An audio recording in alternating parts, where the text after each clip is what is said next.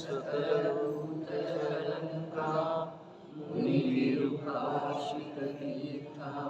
सरस्वती हरतनोऽनुदिताम् अज्ञानतिमिरान्तानां ज्ञानाञ्जनशलाकया चक्षुरुन्मीलितं येन तस्मै श्रीगुरवे नमः। श्रीपरमगुरुवे नमः। परम्पराचार्यगुरुवे नमः। सकलकलुषविध्वंसकं श्रेयसां परिवर्धकं धर्मसम्बन्धकं भव्यजीवमनप्रतिबोधकारकं पुण्यप्रकाशकं पापप्रणाशकम् इदं शास्त्रं श्रीसमयसारनामधेयम् अस्य मूलग्रन्थकर्तारः श्रीसर्वज्ञदेवाः तदुत्तरग्रन्थकर्तारः श्रीगणधरदेवाः प्रतिगणधरदेवाः तेषां वचनानुसारमासाद्य आचार्य श्री कुन्दकुन्दाचार्यदेव विरचितं श्रोतारः सावधानतया शृण्वन्तु। मङ्गलं भगवान् वीरो मङ्गलं गौतमो गणि मङ्गलं कुन्दकुन्दार्यो जैनधर्मोऽस्तु मङ्गलं सर्वमङ्गलमाङ्गल्यं सर्वकल्याणकारकं प्रधानं सर्वधर्माणां जैनं जयतु शासनं जैनं जयतु शासनं। नमो हरन्ताणं नमो सिद्धाणं नमो आर्याणं नमो वज्रायाणं नमो लोके सौरसायणं। वन्दितु सर्वसिद्धे ध्रुवमचलमनोभवं गतिं पत्ते ओच्छामि समयपाहुन विनमोऽस्तुते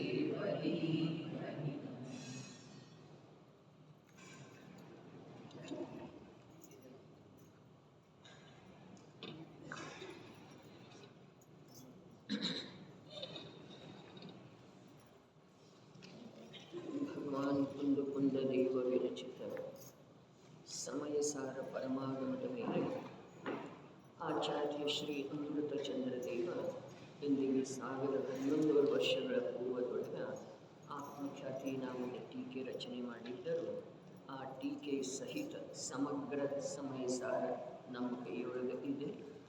8ನೇ ಅಧಿಕಾರ ಮೋಕ್ಷ ಅಧಿಕಾರ ನಡೀತಾ ಇದೆ. ಗಾಥೆ 292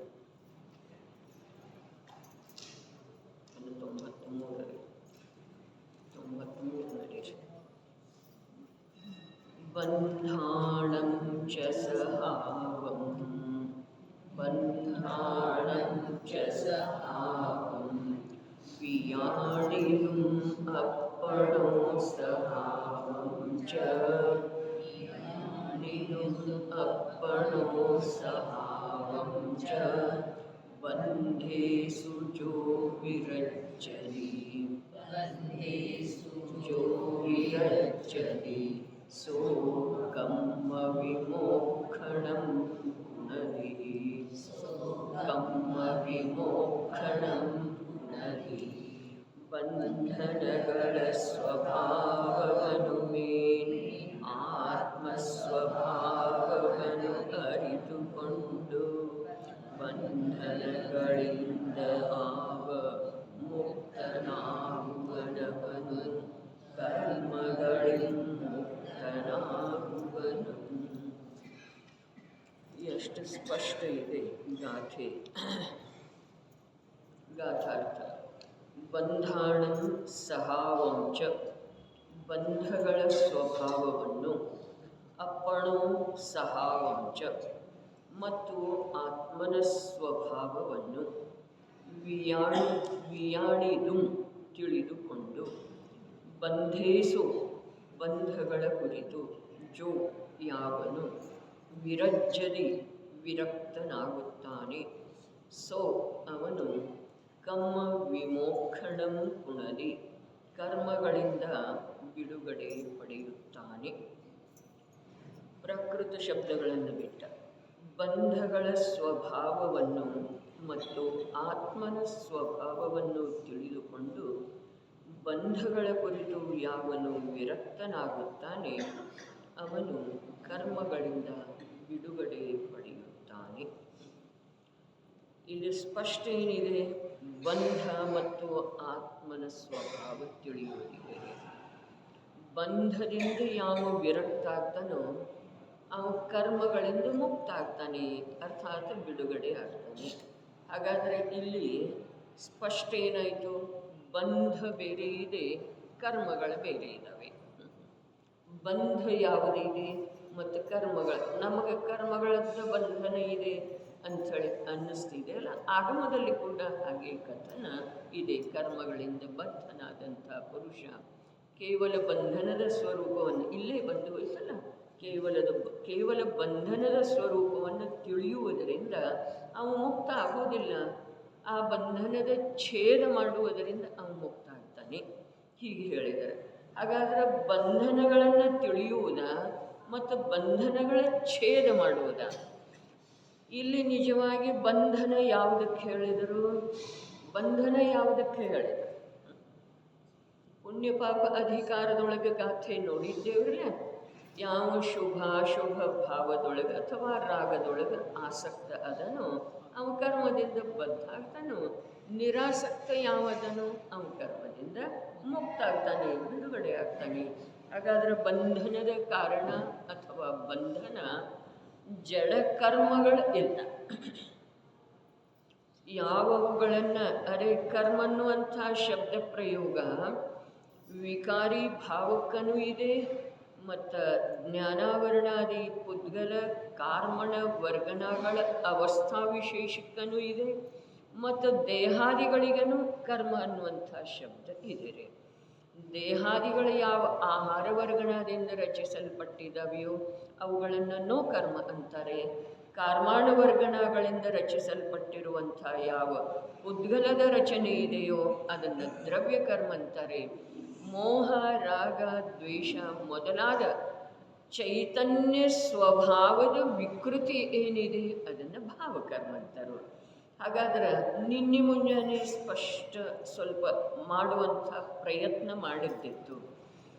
ಮೋಹ ರಾಗ ದ್ವೇಷ ರೂಪದಿಂದ ಜ್ಞಾನ ಅಥವಾ ಚೈತನ್ಯ ಸ್ವಭಾವದ ಅನುಭವ ಅಥವಾ ಪರಿಣಮನ ಏನಿದೆ ಅದುವೇ ತ್ರಿಕಾಲ ಮುಕ್ತ ಜ್ಞಾನದರ್ಶನ ಸ್ವಭಾವಕ್ಕೆ ವರ್ತಮಾನದಲ್ಲಿ ಬಂಧನ ರೂಪ ಇದೆ. ಇನ್ನೊಂದ್ಸಲ, ಮೋಹ ರಾಗ ದ್ವೇಷ ರೂಪದಿಂದ ಚೈತನ್ಯ ಸ್ವಯಂ ಪರಿಣಮಿಸುವುದು ಅಥವಾ ಮೋಹ ರಾಗ ದ್ವೇಷ ರೂಪ ಆಗೋದು, ಚೈತನ್ಯ ಸ್ವಯಂ ಚೈತನ್ಯ ಆ ರೂಪ ಆಗೋದು, ಅದ ತ್ರಿಕಾಲಿ ಮುಕ್ತ ಪರಿಮುಕ್ತ ಯಾವ ಜ್ಞಾನ ಸ್ವಭಾವ ಇದೆಯೋ ಅಥವಾ ಚೈತನ್ಯ ಸ್ವಭಾವ ಇದೆಯೋ ಅದಕ್ಕೆ ವರ್ತಮಾನದೊಳಗೆ ಅದು ಬಂಧ ರೂಪ ಇದೆ ರೀ, ಬಂಧನ ಇದೆ ರೀ. ಯಾವುದರದ ವರ್ತಮಾನದ ಚೈತನ್ಯ ತಮಗೆ ಶಬ್ದ ಹೇಳಲಿಕ್ಕೆ ಬಾರದಿದ್ದರೆ ಚಿಂತೆ ಇಲ್ಲ, ಆದರೆ ಶಬ್ದದ ಭಾವ ತಿಳಿಬೇಕ್ರಿ. ಏನು ವರ್ತಮಾನದ ಜ್ಞಾನದರ್ಶನ ಸಾಮರ್ಥ್ಯ ಏನು ಇದೆ, ಚೈತನ್ಯದ ಸಾಮರ್ಥ್ಯ ಏನಿದೆ ಅದು ಸ್ವಯಂ ವಿಕೃತ ರೂಪ ಆಗೋದು, ಮೋಹ ರಾಗ ದ್ವೇಷ ರೂಪ ಆಗೋದು, ಮೋಹ ರಾಗ ದ್ವೇಷ ರೂಪದಿಂದ ಪರಿಣಮನ ಮಾಡೋದು. ಇದೇನಿದೆ ತ್ರಿಕಾಲ ಮುಕ್ತ ಚೈತನ್ಯ ಸ್ವಭಾವ ಏನಿದೆಯಲ್ಲ ಅದಕ್ಕೆ ವರ್ತಮಾನದಲ್ಲಿ ಬಂಧನ ಇದೆ. ತಿಳಿತು ಅಂಥೇಳಿ ಅನ್ನಿಸ್ತಾ ಇಲ್ಲ.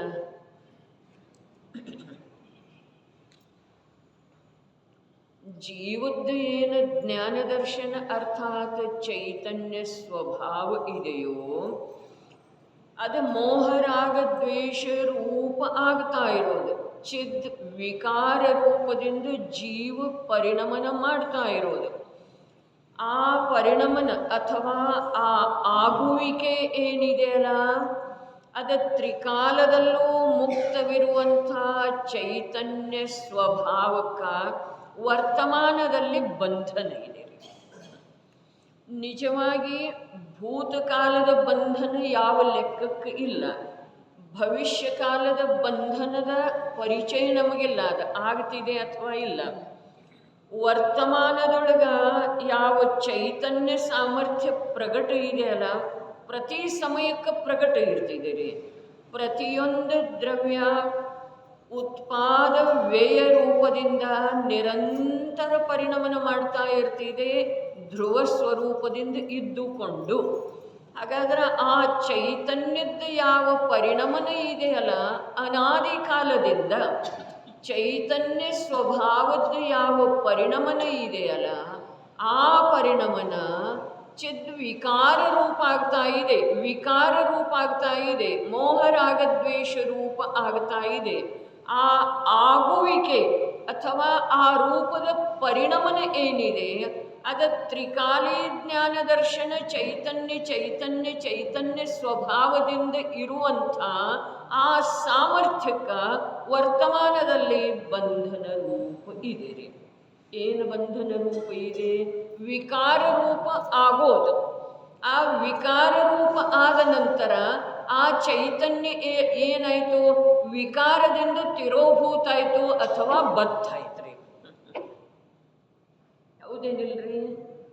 ಯಾವ ಪ್ರಕಾರ ದೀವಿಗೆ ಇರ್ತಿದೆ, ಆ ದೀವಿಗೆಯ ಪ್ರಕಾಶ ಏನಿದೆ, ಮೊದಲು ಹಚ್ತಿತ್ತಲ್ಲ ಲ್ಯಾಂಪ ಅಥವಾ ಲಾಲ್ಟೇನ್ ಕಂದೀಲ್, ಆ ದೀವಿಗೆಯ ಜ್ಯೋತಿ ಏನಿದೆ ಅದಕ್ಕೊಂದು ಗ್ಲಾಸ್ ಹಾಕ್ತಿದ್ರೆ, ಗ್ಲಾಸ್ ಹಾಕಿದ ನಂತರ ಆ ಗ್ಲಾಸವನ್ನು ದಾಂಟಿ ಆ ಪ್ರಕಾಶದ ಕಿರಣಗಳು ಹೊರಗೆ ಬರ್ತಿದ್ದು ಈ ಮಾತು ಸತ್ಯ ಇದ್ರೂ ಕೂಡ ಅವು ಗ್ಲಾಸದ ಆವರಣ ಇಲ್ಲದ ಯಾವ ರೀತಿ ಪ್ರಗಟ ಇರಬಹುದೋ ಆ ರೀತಿ ಪ್ರಗಟ ಇರುವುದಿಲ್ಲ. ಸರಿಯಾದ ಪ್ರಕಾರ ಜ್ಞಾನ ದರ್ಶನ ರೂಪದಿಂದ ಚೈತನ್ಯ ರೂಪದಿಂದ ಪರಿಣಮನ ಮಾಡುವಂಥ ಯಾವ ಸ್ವಭಾವ ಜೀವದ ಇದೆಯೋ, ಆ ಪರಿಣಮನದ ಅನಾದಿಕಾಲೀನ ಪರಿಣಮನದೊಳಗ ನಿರಂತರ ಏನಾಗ್ತಾ ಇದೆ? ಮೋಹರಾಗದ್ವೇಷ ರೂಪದ ವಿಕಾರ ರೂಪದ ಗ್ಲಾಸದ ಆವರಣ ಬರ್ತಾ ಇದೆ ರೀ. ಆ ಆವರಣ ಬರುವುದರಿಂದ ಆ ದೀವಿಗೆಯ ಪ್ರಕಾಶ ಕೂಡ ಆ ಗ್ಲಾಸದಿಂದ ಹೊರಗೆ ಪ್ರಕಾಶಿತ ಆಗ್ತಾ ಇತ್ತು. ಆದರೆ ಅದು ಮೂಲ ಪ್ರಕಾಶ ಅಲ್ರಿ, ಅದು ಗ್ಲಾಸದ ಮೂಲಕ ಬದಲಾವಣೆ ಆಗಿ ಬರುವಂಥದ್ದು ಪ್ರಕಾಶ ಇದೆ. ಅದೇ ಪ್ರಕಾರ ಚೈತನ್ಯ ಸಾಮರ್ಥ್ಯ ವರ್ತಮಾನದ ವಿಕಾರ ರೂಪ ಆಗಿದ್ದಾರೆ. ಆ ವಿಕಾರದ ಗ್ಲಾಸ್ ಅದಕ್ಕೆ ಬಂದು ಬಿಟ್ಟಿದ್ದಾರೆ. ಅದರಿಂದ ಅದರದ ಮೂಲ ಚೈತನ್ಯ ಮಾತ್ರ ಏನಿದೆ ಅದು ಸ್ವಲ್ಪ ತಿರೋಭೂತ ಆಗಿ ವಿಕಾರ ರೂಪದಿಂದ ಪ್ರಕಾಶಿಸಿದೆ. ವಿಕಾರ ರೂಪದಿಂದ ಅದು ಸ್ವಯಂನ ತಿರೋಭೂತ ಆಗಿದೆ, ಸ್ವಯಂನ ವಿಕಾರ ರೂಪ ಆಗಿದೆ. ಅರ್ಥಾತ್ ಅದು ಸ್ವಯಂನ ಬಂಧನಕ್ಕೆ ಪ್ರಾಪ್ತ ಆಗಿದೆ, ಬಂಧನದ ನಿರ್ಮಾಣ ಸ್ವಯಂ ಮಾಡಿಕೊಂಡಿದೆ. ಅದ ಈ ದೀವಿಗೆಗೆ ಯಾವ ಪ್ರಕಾರ ಗ್ಲಾಸನ್ನು ಇನ್ನೊಬ್ಬರು ಹಾಕಿದ್ರು ಹಾಗೆ ಅಲ್ಲಿಲ್ಲ. ಇನ್ನೊಬ್ಬರಿಂದ ಆಗಿದೆ ಅಂಥೇಳಿ ಹೇಳುವ ಕಥನಿದೆ. ಇನ್ನೊಬ್ಬರು ಯಾರಲ್ಲಿ? ದ್ರವ್ಯ ಕರ್ಮದ ಉದಯ ರೀ. ದ್ರವ್ಯ ಕರ್ಮದ ಉದಯ, ಜ್ಞಾನಾವರಣ ದರ್ಶನಾವರಣ ಮೋಹನೀಯ ಅಂತರಾಯ ಆಯು ನಾಮ ಗೋತ್ರ ವೇದನೀಯ ಇವೇನ ಅದವು, ಈ ಕರ್ಮಗಳ ಕಾರಣದಿಂದ ಆ ಚೈತನ್ಯ ವಿಕಾರ ರೂಪ ಆಗಿದೆ ಅನ್ನುವ ನಿಮಿತ್ತದ ಕಥನ ಇದೆ ರೀ. ಆದರೆ ಅದು ಸ್ವಯಂನ ನೋಡ್ರಿ, ಜೈನ ದರ್ಶನದೊಳಗ ಕರ್ಮದ ಮಾತು ಎಲ್ಲಿ ಬರ್ತಿದೆ, ದ್ರವ್ಯ ಕರ್ಮದ, ಅಲ್ಲಿ ಕೂಡ ಸ್ವಯಂನ ಪರಿಣಮಿತ ಆಗ್ತಾವ್ರಿ. ಯಾವ ಕಾರ್ಮಣ ವರ್ಗಣಗಳ ಕರ್ಮದ ಪರಿಭಾಷೆನ ಹೀಗಿದೆ: ಜೀವದ ಮೋಹ ರಾಗ ದ್ವೇಷ ರೂಪ ಪರಿಣಾಮದ ನಿಮಿತ್ತ ಪಡೆದು ಸ್ವಯಂ ಪರಿಣಮನವಾಗುವಂಥ ಕಾರ್ಮಣ ವರ್ಗಣಗಳ ವಿಶೇಷ ಅವಸ್ಥೆಯನ್ನು ಕರ್ಮವೆಂದು ಹೇಳುತ್ತಾರೆ. ಇದು ಕರ್ಮದ ಪರಿಭಾಷಾ. ಅರ್ಥಾತ್ ಸ್ವಯಂ ಪರಿಣಮಿತ ಆದೋರೆ ಅವ ಯಾವ ಕಾರ್ಮಣ ವರ್ಗಣಗಳ ಯಾವ ನಿಮಿತ್ತದಿಂದ? ಜೀವನ ಮೋಹರಾಗದ್ವೇಷದ ನಿಮಿತ್ತದಿಂದ. ಆವಾಗ ಆ ಕಾರ್ಮಣ ವರ್ಗಣ ಇದ್ದದ್ದು ಏನಾದರೆ ಕರ್ಮರೂಪ ಅವಸ್ಥೆಗೆ ಪ್ರಾಪ್ತ ಅದು. ಸರಿ, ಅದೇ ಪ್ರಕಾರ ಕರ್ಮದ ಉದಯದ ನಿಮಿತ್ತದಿಂದ ಜೀವದ ಯಾವ ಪ್ರಗಟ ಜ್ಞಾನದರ್ಶನ ಚೈತನ್ಯ ಸ್ವಭಾವ ಇದೆಯಲ್ಲ, ಇದು ಸ್ವಯಂ ತಾನಾಗೇನ ರಾಗರೂಪ ಆಯ್ತು, ತಾನಾಗೇನ ವಿಕಾರ ರೂಪ ಆಯಿತು. ಅದರಿಂದ ಅದಕ್ಕೇನಾಯಿತು? ಚೈತನ್ಯ ಅವಸ್ಥೆ ಇದ್ದದ್ದು ಬಿಟ್ಟು ಹೋಗಿ ಬಂಧನ ರೂಪದ ಅವಸ್ಥೆ ಆಯ್ತು. ಇಷ್ಟೇ. ಅದರ ಸ್ವಯಂವನ ಆದದ್ದು ಇದೆ. ಸ್ವಯಂವನ ಯಾವುದು ಆಗಿದೆಯೋ ಅದನ್ನು ಸ್ವಯಂವನ ಬಿಟ್ಟುಕೊಡೋ ಸಾಧ್ಯ ಇದೆ. ಅದನ್ನು ಯಾರೂ ಬಿಡಿಸೋದು ಸಾಧ್ಯ ಇಲ್ಲ. ಯಾವುದರಿಂದನೂ ಅದು ಆಗಿಲ್ಲ ಅಂದಮೇಲೆ ಅದನ್ನು ಯಾವುದರಿಂದನೂ ಬಿಡಿಸುವ ಸಾಧ್ಯತೆ ಇಲ್ಲ. ಹಾಗಾದರೆ ಯಾವುದರಿಂದ ಆಗಿದೆ ಅದ? ಪುಣ್ಯಪಾಪ ಅಧಿಕಾರದೊಳಗೆ ಸಂಪದದ ಮೂಲಕ ನೋಡುತ್ತಲ್ಲ, ರಕ್ತೋ ಬಂಧದಿ ಕಮ್ಮಂ. ಆಸಕ್ತ ಕರ್ಮದಿಂದ ಬದ್ಧ ಆಗ್ತಾನೆ. ಅದರ ಸಲುವಾಗಿ ಆಸಕ್ತ ನೀನಾಗಬೇಡ, ವಿರಕ್ತ ಮುಕ್ತ ಆಗ್ತಾನೆ ಅಂಥೇಳಿ ಹೇಳಿದರೆ, ಆಸಕ್ತ ಏನದನೆ ಅವ ಕರ್ಮದಿಂದ ಬದ್ಧ ಆಗ್ತಾನೆ, ನಿರಾಸಕ್ತ ಯಾವಿದಾನೆ ಅವ ಕರ್ಮದಿಂದ ಮುಕ್ತ ಆಗ್ತಾನೆ. ಅದರ ಸಲುವಾಗಿ ನಿನಗೆ ಕರ್ಮದಿಂದ ಮುಕ್ತ ಆಗೋದಿತ್ತು ಅಂತಂದ್ರೆ ನೀನು ಆಸಕ್ತ ಆಗಬೇಡ. ಹಾಗಾದರೆ ಇಲ್ಲಿ ಬಂಧನವನ್ನು ಬಿಡಿಸುವುದರಿಂದ ಅವನು ಮುಕ್ತ ಆಗ್ತಾನೆ, ಬಂಧದ ಸ್ವರೂಪವನ್ನು ತಿಳಿಯುವುದರಿಂದ ಮುಕ್ತ ಆಗುವುದಿಲ್ಲ ಅಂಥೇಳಿ ಹಿಂದಿನ ಗಾಥೆ ಬಂತು. ಅದರ ಸ್ಪಷ್ಟೀಕರಣ ಈ ಗಾಥೆಯೊಳಗೆ ಏನು ಮಾಡಿದರು? ನೀನು ವಿರಕ್ತ ಆದಿ ಯಾವುದರಿಂದ? ಬಂಧನದಿಂದ. ಅರ್ಥಾತ್ ಬಂಧನದಿಂದ ವಿರಕ್ತ ಆಗೋದು. ಅರ್ಥಾತ್ ಬಂಧನಕ್ಕೆ ಕಾರಣ ಯಾವ ಪರಸನ್ಮುಖ ದೃಷ್ಟಿ ಇದೆಯೋ, ಪರಸನ್ಮುಖ ಪ್ರವೃತ್ತಿ ಇದೆಯೋ, ಪರಗಳಲ್ಲಿ ಆಸಕ್ತಿ ಇದೆಯೋ, ದೇಹದಲ್ಲಿ, ದೇವನಲ್ಲಿ, ಸಂಯೋಗದಲ್ಲಿ, ಪರಿವಾರದಲ್ಲಿ, ಧನಾದಿಗಳಲ್ಲಿ ಯಾವ ಆಸಕ್ತಿ ಇದೆಯೋ ಆ ಆಸಕ್ತಿಯನ್ನು ಬಿಟ್ಟು ಅವುಗಳಲ್ಲಿನ ನೀನು ವಿರಕ್ತ ಆದಿ ಅಂತಂದ್ರೆ ಯಾವುದೇ ಜಡಕರ್ಮಗಳ ಬಂಧ ಇದೆಯಲ್ಲ ಆ ಬಂಧನ ಬಿಟ್ಟು ಹೋಗ್ತಿದೆ. ಬಂಧನ ಜಡಕರ್ಮಗಳದ್ದು ಇದೆ ಅನ್ನೋದು ಸತ್ಯ. ಒಂದು ಸ್ವಲ್ಪ ಲಕ್ಷ ಇಡೋದ್ರೆ ಬಂಧನ ಜಡಕರ್ಮಗಳದ್ದು ಇದೆ ಅನ್ನೋದನ್ನು ಸತ್ಯ. ದೇಹದ ಕಾರಣದಿಂದ ಜೀವ ಸಂಸಾರದಲ್ಲಿ ಇದ್ದಾನೆ ಅನ್ನೋದನ್ನು ಸತ್ಯ. ದೇಹ ಮತ್ತು ಸಂಯೋಗಿ ಪದಾರ್ಥಗಳ ಕುರಿತಾಗಿ ಆಸಕ್ತಿಯನ್ನು ಬಿಡೋದಿದೆ. ಇದುವೇ ಬಂಧದ ಛೇದದ ಉಪಾಯ ಇದೆ. ಆ ಉಪಾಯ ಮಾಡಿದ ನಂತರ ಹಾಗೇ ಕೆಲ ಕಾಲ ಅವ ದೇಹ ರೂಪ ಇದ್ದರನು, ಕರ್ಮಗಳಿಂದ ಬದ್ಧ ಇದ್ದರನು ಕೂಡ ಅವ ಒಂದು ದಿವಸ ಮುಕ್ತ ಆಗ್ತಾನೆ. ಆ ದೇಹದಿಂದ ಯಾವಾಗ ಮುಕ್ತ ಆಗ್ತಾನೋ ಆಯು ಪೂರ್ಣ ಆದ ನಂತರ ಮುಕ್ತ ಅಂದ್ರೆ ಬಿಡುಗಡೆ ಆಗ್ತಾನ್ರಿ. ಕರ್ಮಗಳಿಂದ ಯಾವಾಗ ಮುಕ್ತ ಆಗ್ತಾನೋ ಆ ಕರ್ಮಗಳ ಸ್ಥಿತಿ ಪೂರ್ಣ ಮಾಡಿ ಇವನ ಆತ್ಮ ಪ್ರದೇಶದಿಂದ ಅಕರ್ಮ ರೂಪವಾಗಿ ಯಾವಾಗ ಹೊರಟು ಹೋಗ್ತಾವೆಯೋ ಅವಾಗ ಇವನು ಪ್ರತ್ಯಕ್ಷ ಮುಕ್ತ ಆಗ್ತಾನ್ರಿ. ಬಂಧನವನ್ನು ಬಿಡಿಸೋದಂತಂದ್ರೆ ಏನು? ಆ ಕರ್ಮಗಳನ್ನು ದೂರ ಮಾಡೋದ ಅಥವಾ ಆ ಕರ್ಮಗಳ ಸ್ಥಿತಿ ಪೂರ್ಣ ಆಗುವವರೆಗೆ ಕಾಯ್ತಾ ಇರೋದ ಅಂತಂದ್ರೆ ಬಂಧನವನ್ನು ಬಿಡಿಸುವ ಉಪಾಯ ಅಲ್ಲ. ಅದು ಬಂಧನ ಬಿಟ್ಟು ಹೋಗುವ ಕ್ರಮ ಇದೆ ರೀ. ಆದರೆ ಬಂಧನವನ್ನು ಬಿಡಿಸುವ ಉಪಾಯ ಯಾವುದಿದೆ? ಯಾವ ಅನಾದಿಕಾಲೀನ ಇಂದ್ರಿಯದ ಮಾಧ್ಯಮದಿಂದ ರೂಪಿ ಪದಾರ್ಥಗಳದ ಸಂಯೋಗ ಆಗಿದೆಯೋ ಅವುಗಳನ್ನು ತನ್ನಿಂದ ಭಿನ್ನ ರೂಪಿ ಜಡ ಈ ಪ್ರಕಾರ ತಿಳಿಯುವ ಕಾರ್ಯದಿಂದ ಅವುಗಳ ಕುರಿತಾಗಿ ಯಾವ ಆಸಕ್ತಿ ಇತ್ತಲ್ಲ ಆ ಆಸಕ್ತಿ ವಿರಕ್ತಿಯ ರೂಪದಿಂದ ಪರಿಣಮನಾಗ್ತಿದ್ದೀರಿ. ಅವು ತಿಳಿದು ಬಂದ್ರೂ ಕೂಡ ಇದು ನನ್ನದಿದೆ, ಇದನ್ನು ನಾನು ಮಾಡಿದ್ದೇನೆ, ಇದು ಹೀಗಿರಬೇಕು, ಇದು ಹೀಗೆ ಇರಬಾರ್ದು ಅನ್ನುವ ಯಾವೆಲ್ಲ ಭಾವಗಳ ಜ್ಞಾನದೊಳಗೆ ಮೂಡುತ್ತಿದ್ದು ಅಲ್ಲ ಅವು ಇದು ಪರಪದಾರ್ಥ ಇದ್ದಾವೆ, ಇವು ಅಚೇತನ ಇದ್ದಾವೆ, ಇವು ಸಂಯೋಗ ಮಾತ್ರ ಇದ್ದಾವೆ. ಇಷ್ಟು ತಿಳಿಯುವ ರೂಪದಿಂದ ಕೆಲ ಕಾಲ ಪರಿಣಮನ ಮಾಡಿದ ಅಂತಂದ್ರೆ ಇದು ಹೀಗಿರಬೇಕು, ಇದು ನಂದು ಇದೆ, ಇದು ಹೀಗೆ ಇರಬಾರ್ದು ಅನ್ನುವ ಭಾವಗಳ ಉತ್ಪನ್ನ ಆಗುವುದಿಲ್ರಿ. ಅಥವಾ ಅನ್ನುವ ರೂಪದಿಂದ ಜ್ಞಾನ ಸ್ವಯಂ ಪರಿಣಮನ ಮಾಡುವುದಿಲ್ರಿ. ಅದರ ಹೆಸರೇನಿದೆ? ಅದರ ಹೆಸರು ವಿರಕ್ತಿ ಇದೆ. ಆ ವಿರಕ್ತಿ ಏನಿದೆ, ಬಂಧನ ಆಗುವುದನ್ನು ಬಿಡಿಸ್ತಿದೆ. ಮತ್ತು ಈ ಮೊದಲೇ ಬಂಧನ ಆದದ್ದಿದೆಯಲ್ಲ, ಅದನ್ನು ಬಿಡಿಸುವ ಅವಶ್ಯಕತೆ ಇಲ್ಲ. ಅದರಲ್ಲಿ ಏನೂ ಮಾಡಬೇಕಾದಂಥ ಪ್ರಶ್ನೆ ಇಲ್ಲ. ಅದರ ಸಮಯ ಬಂದ ನಂತರ ತಾನೇ ಬಿಟ್ಟು ಹೋಗೋದನ್ನೇ ಇದೆ ರೀ. ಹಾಗಾದರೆ ಈಗ ನಾವೇನು ಮಾಡೋದಿದೆ?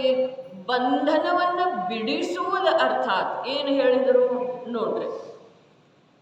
ಬಂಧಗಳ ಸ್ವಭಾವವನ್ನು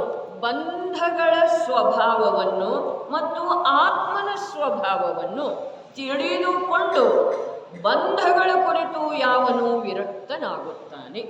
ಇಷ್ಟೇ ಇದೆ ರೀ. ಏನು? ಬಂಧಗಳ ಸ್ವಭಾವವನ್ನು ತಿಳಿಯೋದು. ಪ್ರಕೃತಿ ಬಂಧ ಹೇಗಾಗ್ತಿದೆ, ಪ್ರದೇಶ ಬಂಧ ಹೇಗಾಗ್ತಿದೆ, ಇದನ್ನು ತಿಳಿಯೋದು ಅಲ್ಲ. ಸ್ಥಿತಿ ಬಂಧ ಹೇಗಾಗ್ತಿದೆ, ಅನುಭಾಗ ಬಂಧ ಹೇಗಾಗ್ತಿದೆ, ಇದನ್ನು ತಿಳಿಯೋದಲ್ಲ. ಬಂಧದ ಸ್ವಭಾವ ಇದೆ ರೀ. ಬಂಧ ಭಾವಗಳ ಸ್ವಭಾವ ಇಲ್ಲಿ ಎರಡದವು. ಯಾವಾಗ ಮೋಕ್ಷಾಧಿಕಾರ ಶುರುವಾಗಿದೆ ಆವಾಗ ಅಲ್ಲ, ಸಮಯ ಸಾರಿ ಯಾವಾಗ ಶುರುವಾಗಿದೆ ಆವಾಗ ಎರಡು ವಿಭಾಗ ಇದೆ ರೀ. ಒಂದು ಬಂಧ ರೂಪದ ಭಾವಗಳ ಪ್ರವಾಹ ಇದೆ ರೀ. ಇನ್ನೊಂದ ಅಬಂಧ ಸ್ವಭಾವದ ಜ್ಞಾನ ದರ್ಶನ ಸ್ವಭಾವ ಇದೆ ರೀ. ಅವು ಎರಡೂ ಒಂದಾಗ್ತಾ ಇದ್ದಾವ್ರಿ. ಎರಡೂ ಒಂದಾಗ್ತಾ ಇದ್ದಾವೋ ಅಥವಾ ಈ ಜ್ಞಾನ ದರ್ಶನ ಆ ಬಂಧ ಭಾವದ ಜೊತೆಗೆ ಒಂದಾಗ್ತಾ ಇದೆ. ಈ ಜ್ಞಾನ ದರ್ಶನನ ಆ ಬಂಧ ಭಾವದ ಜೊತೆಗೆ ಒಂದಾಗ್ತಿದೆ. ಆ ಬಂಧ ಭಾವ ಜ್ಞಾನ ದರ್ಶನ ಇದೆಯಲ್ಲ, ಜ್ಞಾನ ದರ್ಶನವೇ ಬಂಧ ರೂಪ ಭಾವ, ವಿಕಾರ ರೂಪ ಭಾವದಿಂದ ಪರಿಣಾಮ ಮಾಡ್ತಾ ಇದೆಯಲ್ಲ. ಜ್ಞಾನ ದರ್ಶನವೇ ಸಂಯೋಗಿ ಅಚೇತನ ಪದಾರ್ಥಗಳನ್ನು ನೋಡ್ತಿದೆ.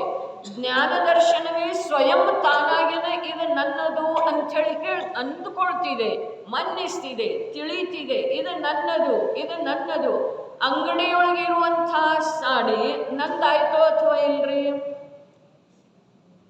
ಅದೇ ಅಲ್ಲಿ ನಾವು ಹೋದೇವಲ್ಲ, ನೋಡಿದೇವಲ್ಲ, ನಮ್ಗೆ ಯಾವ್ದು ಇಷ್ಟ ಆಯ್ತೇನಿಲ್ರಿ? ಇಷ್ಟ ಆಯ್ತು, ಅದು ವಿಕಾರ ಇದೆ. ಅದನ್ನು ದುಡ್ಡು ಕೊಟ್ಟರೆ ತಗೊಂಡೇವು, ಅದು ವಿಕಾರ ಇದೆ. ಆ ಸಮಯದಿಂದ ಇದು ನನ್ನದು ಅನ್ನುವ ರೂಪದಿಂದ ನಮ್ಮ ಜ್ಞಾನದೊಳಗೆ ನಿರ್ಣಯ ಆಯ್ತು, ಅದು ವಿಕಾರ ಇದೆ.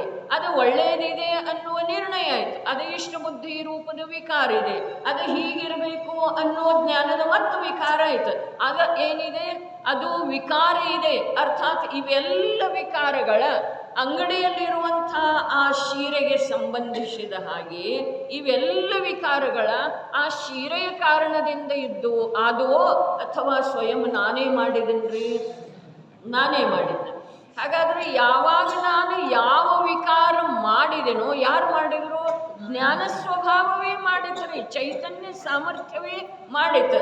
ಆ ಏನೇನು ವಿಕಾರ ಯಾವ್ಯಾವ ಸಮಯದೊಳಗೆ ಮಾಡಿತೋ ಆ ವೇಳೆದೊಳಗೆ ಅದು ವಿಕಾರ ರೂಪದಿಂದ ತನ್ನ ಸ್ವೀಕಾರ ಅಥವಾ ಅನುಭೂತಿ ಮಾಡಿದರೆ, ಆ ವಿಕಾರ ಮಾಡುವಂಥ ಯಾವುದು ಮೂಲ ಜ್ಞಾನ ದರ್ಶನ ಚೈತನ್ಯ ಸ್ವಭಾವ ಇದೆಯಲ್ಲ, ಅದು ನಾನು ಅನ್ನೋದು ಅದಕ್ಕೆ ಮರೆತು ಹೋಯ್ತಾರೆ. ಯಾವಾಗಿನಿಂದ ಮರೆತು ಹೋಯ್ತು? ಬರೇ ಶೀರೆದ ದೃಷ್ಟಾಂತ ಇದ್ರೆ ಯಾವ್ಯಾವ ಸಂಯೋಗದ ಕಡೆಗೆ ದೃಷ್ಟಿ ಹೋಗ್ತಿದೆಯೋ ಆ ಸಂಯೋಗಕ್ಕೆ ಸಂಬಂಧಿಸಿದ ಹಾಗೆ ಯಾವ್ಯಾವ ಪ್ರಕಾರ ವಿಕೃತ ಭಾವರೂಪವಾಗಿ ಸ್ವಯಂ ಜ್ಞಾನ ಪರಿಣಮನ ಮಾಡ್ತಿದೆಯೋ ಆಗ ಆಯಾ ವಿಕಾರ ರೂಪದಿಂದ ಅದು ತನ್ನನ್ನು ಅನುಭವ ಮಾಡ್ತಿದ್ದೇನೆ. ಆ ವಿಕಾರ ರೂಪದಿಂದ ತನ್ನನ್ನು ಅನುಭವ ಮಾಡುವುದರ ಹೆಸರೇ ಬಂಧ ಇದೆ. ಆ ವಿಕಾರ ರೂಪದಿಂದ ತನ್ನನ್ನು ಅನುಭವ ಮಾಡುವುದು, ಸ್ವೀಕಾರ ಮಾಡುವುದು, ತಿಳಿಯುವುದರ ಹೆಸರೇ ಬಂಧ ಇದೆ. ಹಾಗಾದ್ರೆ ಬಂಧದಿಂದ ಬಿಡುಗಡೆ ಒಂದು ಉಪಾಯ ಏನಿದೆ? ಅದು ಭಿನ್ನ ಪದಾರ್ಥ ಇದೆ, ಅದರ ಸಂಯೋಗಿ ಇದೆ, ಅದರ ಅಚೇತನ ಇದೆ. ಇಷ್ಟ ಅದರ ಸ್ವರೂಪವನ್ನು ವಾಸ್ತವಿಕವಾಗಿ ಅದು ಪರಪದಾರ್ಥ ಇದೆ. ಈ ಪ್ರಕಾರ ಪರ ಸನ್ಮುಖ ಯಾವಾಗ ನೋಡುವಂಥ ಜ್ಞಾನ ಅನಾದಿಯಿಂದ ಪರ ಸನ್ಮುಖನ ನೋಡ್ತಾ ಇದೆ. ಆ ಪರಸನ್ಮುಖ ನೋಡ್ತಾ ಇರುವಂಥ ಜ್ಞಾನ ಪರಪದಾರ್ಥಗಳನ್ನು ಪರ ಅಚೇತನ ತನ್ನಿಂದ ಭಿನ್ನ ಅಂಥೇಳಿ ಯಾವಾಗ ತಿಳಿಯುವ ತಿಳಿಯುವ ತಿಳಿಯುವ ತಿಳಿಯುವ ರೂಪದಿಂದ ಪರಿಣಮನ ಮಾಡ್ತಿದೆಯೋ ಆಗ ಅದು ವಿಕಲ್ಪ ರೂಪದಿಂದ ತನ್ನ ಕಲ್ಯಾಣದ ಮಾರ್ಗವನ್ನು ಕಂಡುಕೊಳ್ಳುತ್ತಾ ಇದ್ದೀರಿ. ಇನ್ನು ಯಾವಾಗ ಅದರ ಫಲಸ್ವರೂಪವಾಗಿ ಅದು ಪರ ಇದೆ, ಸಂಯೋಗ ಮಾತ್ರ ಇದೆ, ಅಚೇತನ ಇದೆ ಅನ್ನುವ ವಿಕಲ್ಪ ಉತ್ಪನ್ನ ಆಗುವುದಿಲ್ಲ. ಅದರ ಪರವಿದ್ದದ್ದ ಪರವಾಗಿ ಉಳಿತಿದೆ, ಸಂಯೋಗ ರೂಪದಿಂದ ಉಳಿತಿದೆ. ಮತ್ತು ಜ್ಞಾನ ಅದನ್ನು ತನ್ನ ವಿಷಯವನ್ನಾಗಿ ಮಾಡಿಕೊಳ್ಳುವುದನ್ನು ಜ್ಞಾನ ರೂಪದಿಂದ ಉಳಿದು ಬಿಡ್ತಿದೆ. ಅದರ ಹೆಸರು ಏನಿದೆ? ವಿರಕ್ತಿ ಅಥವಾ ಬಂಧನದ ಕಾರಣದ ನಿರೋಧ ಮಾಡಿದ ಹಾಗೆ. ಅದು ನಿರೋಧ ಹೇಗಾಗ್ತಿದೆ? ಆತ್ಮನ ಸ್ವರೂಪ ಮತ್ತು ಬಂಧ ಭಾವಗಳ ಸ್ವರೂಪವನ್ನು ತಿಳಿಯೋದಿದೆ ರೀ. ತಿಳಿದ ನಂತರ ಏನಾಗ್ತಿದೆ? ಬಂಧ ಭಾವಗಳ ಸ್ವರೂಪವನ್ನು ಗೌನ ಮಾಡಿ ಅಥವಾ ಆ ಸ್ವರೂಪವನ್ನು ನೋಡುವುದನ್ನು ಬಿಟ್ಟ, ಅದರ ಸನ್ಮುಖ ಆಸಕ್ತಿಯನ್ನು ಬಿಟ್ಟ, ಶೀರೆ ಕಾಣಿಸ್ತಿದೆ, ನಾನಾ ಪ್ರಕಾರದ ಶೀರೆಗಳ, ವಸ್ತುಗಳ, ವ್ಯಂಜನ ಪದಾರ್ಥಗಳ, ಅಲಂಕಾರದ ಪದಾರ್ಥಗಳ ಎಲ್ಲ ಕಾಣಿಸ್ತಾವ್ರಿ. ಆದರೆ ಇದು ಒಳ್ಳೆಯದ, ಇದು ಬೇಕು ಅನ್ನುವಂಥ ಭಾವ ಅಲ್ಲಿ ಉತ್ಪನ್ನ ಆಗೋದಿಲ್ಲಲ್ಲ. ಅದರ ಹೆಸರ ವಿರಕ್ತಿ ಇದೆ. ಆ ವಿರಕ್ತಿ ತಿಳಿಯುವುದನ್ನು ಬಿಡುವ ಮಾತಿಲ್ಲ. ವಸ್ತು ಜಗತ್ತಿನೊಳಗಿಂದ ಮಾಯಾಗುವ ಮಾತಿಲ್ಲ. ಜಗತ್ತಿನೊಳಗೆ ವಸ್ತು ಇರೋ ಮತ್ತು ಆ ವಸ್ತುಗಳನ್ನು ಜ್ಞಾನ ತಿಳಿತಾ ಇರೋದು ತನ್ನ ಯೋಗ್ಯತೆಯ ಅನುಸಾರ. ಆದರೆ ಅವುಗಳ ಕುರಿತಾಗಿ ಇದು ಒಳ್ಳೆಯದಿದೆ, ಇದು ನನಗೆ ಬೇಕು, ಇದೇನು ಒಳ್ಳೆಯದಿಲ್ಲ, ಇವು ಯಾವ ಪ್ರಕಾರದ ಭಾವ, ಯಾವ ಅಚೇತನ ಸಂಯೋಗಿ ಪದಾರ್ಥ ಅಥವಾ ಪರಪ್ರಕಾಶಕ ಜ್ಞಾನದ ವಿಷಯಗಳಾಗುವಂಥ ಎಲ್ಲ ಪದಾರ್ಥಗಳಲ್ಲಿ ಯಾವುದೇ ಪ್ರಕಾರದ ವಿಕೃತಿ ಅಥವಾ ಆಸಕ್ತಿಯ ಭಾವ ಉತ್ಪನ್ನ ಆಗದೇ ಇರೋದೇನಿದೆ, ಇದು ಬಂಧದ ಕಾರಣದ ಅಭಾವ ಮಾಡುವಂಥ ವಿರಕ್ತಿ ಇದೆ. ಬಂಧದ ಅಭಾವ ಮಾಡುವ ಸಲುವಾಗಿ, ಬಂಧವನ್ನು ಬಿಡುವ ಸಲುವಾಗಿ, ಬಂಧದಿಂದ ಬಿಡುಗಡೆ ಆಗುವ ಸಲುವಾಗಿ ಎರಡೇ ಕಾರ್ಯ ಹೇಳಿದ್ದಾರೆ ನೋಡ್ರಿ. ಮೂರನೇ ಕಾರ್ಯನೇ ಇಲ್ಲ. ಎರಡು ಕಾರ್ಯ ಯಾವ? ಒಂದು ಬಂಧನದ ಕಾರಣಗಳ ಸ್ವರೂಪವನ್ನು ತಿಳ್ಕೊಳ್ಳೋದು. ಅರ್ಥಾತ್ ಬಂಧ ಭಾವದಲ್ಲಿ ಬಂಧ ಸ್ವಭಾವ ಹೇಳಿದರೆ ಇಲ್ಲಿ ಬಂಧಗಳ ಸ್ವಭಾವ, ಬಂಧಗಳ ರೂಪ ಆಗುವಂಥ ಜ್ಞಾನ ಸ್ವಭಾವವನ್ನು ತಿಳಿಯೋದಿದೆ. ಬಂಧಗಳ ರೂಪ ಯಾರಾಗ್ತಾ ಇದ್ದಾರೆ? ದೇಹರೂಪ ಯಾರಾಗಿದ್ದಾರೆ? ದೇಹರೂಪ ಯಾರಾಗಿದ್ದಾರೆ? ಆತ್ಮನ ಆಗಿದಂದ್ರಲ್ಲ, ಜೀವನ ಆಗಿದಂದ್ರಲ್ಲ. ಆತ್ಮನ ಪ್ರದೇಶ ಸ್ವಯಂ ದೇಹರೂಪ ಆಗಿದ್ದಾವೆ. ಹೌದು ಅಥವಾ ಇಲ್ರಿ? ಏನು ದೇಹದ ಕಾರಣದಿಂದ, ಪೂರ್ವದಲ್ಲಿ ಮಾಡಿರುವಂಥ ಕರ್ಮದ ಕಾರಣದಿಂದ ಆಗಿದಂದ್ರೆ ಆತ್ಮ ದೇಹರೂಪ. ಸ್ವಯಂ ಆಗಿದಂದ್ರೆ ಅದೇ ಪ್ರಕಾರ ಪರವನ್ನು ತಿಳಿಯುವಂಥ ಸಾಮರ್ಥ್ಯ ಜ್ಞಾನದೊಳಗೆ ಇದೆ. ಅನಾದಿ ಕಾಲದಿಂದ ಜ್ಞಾನದ ಪ್ರವೃತ್ತಿ ಪರಸನ್ಮುಖ ಇದೆ. ಏನ? ಒಂದು ಎರಡನೇ ಬಾರಿ ಅದೇ ಮಾತು. ಪರವನ್ನು ತಿಳಿಯುವ ಸಾಮರ್ಥ್ಯ ಜ್ಞಾನದೊಳಗೆ ಇದೆ ಮತ್ತು ಅನಾದಿ ಕಾಲದಿಂದ ಜ್ಞಾನ ಪರಸನ್ಮುಖ ಇದೆ.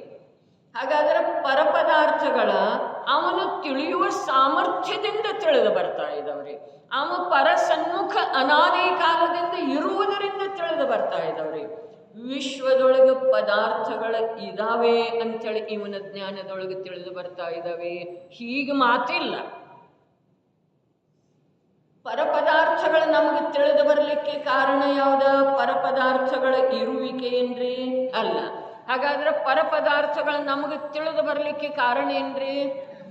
ಸ್ವಯಂ ನಮ್ಮ ಸ್ವಭಾವ ತಿಳಿಯುವುದಿದೆ ಒಂದು.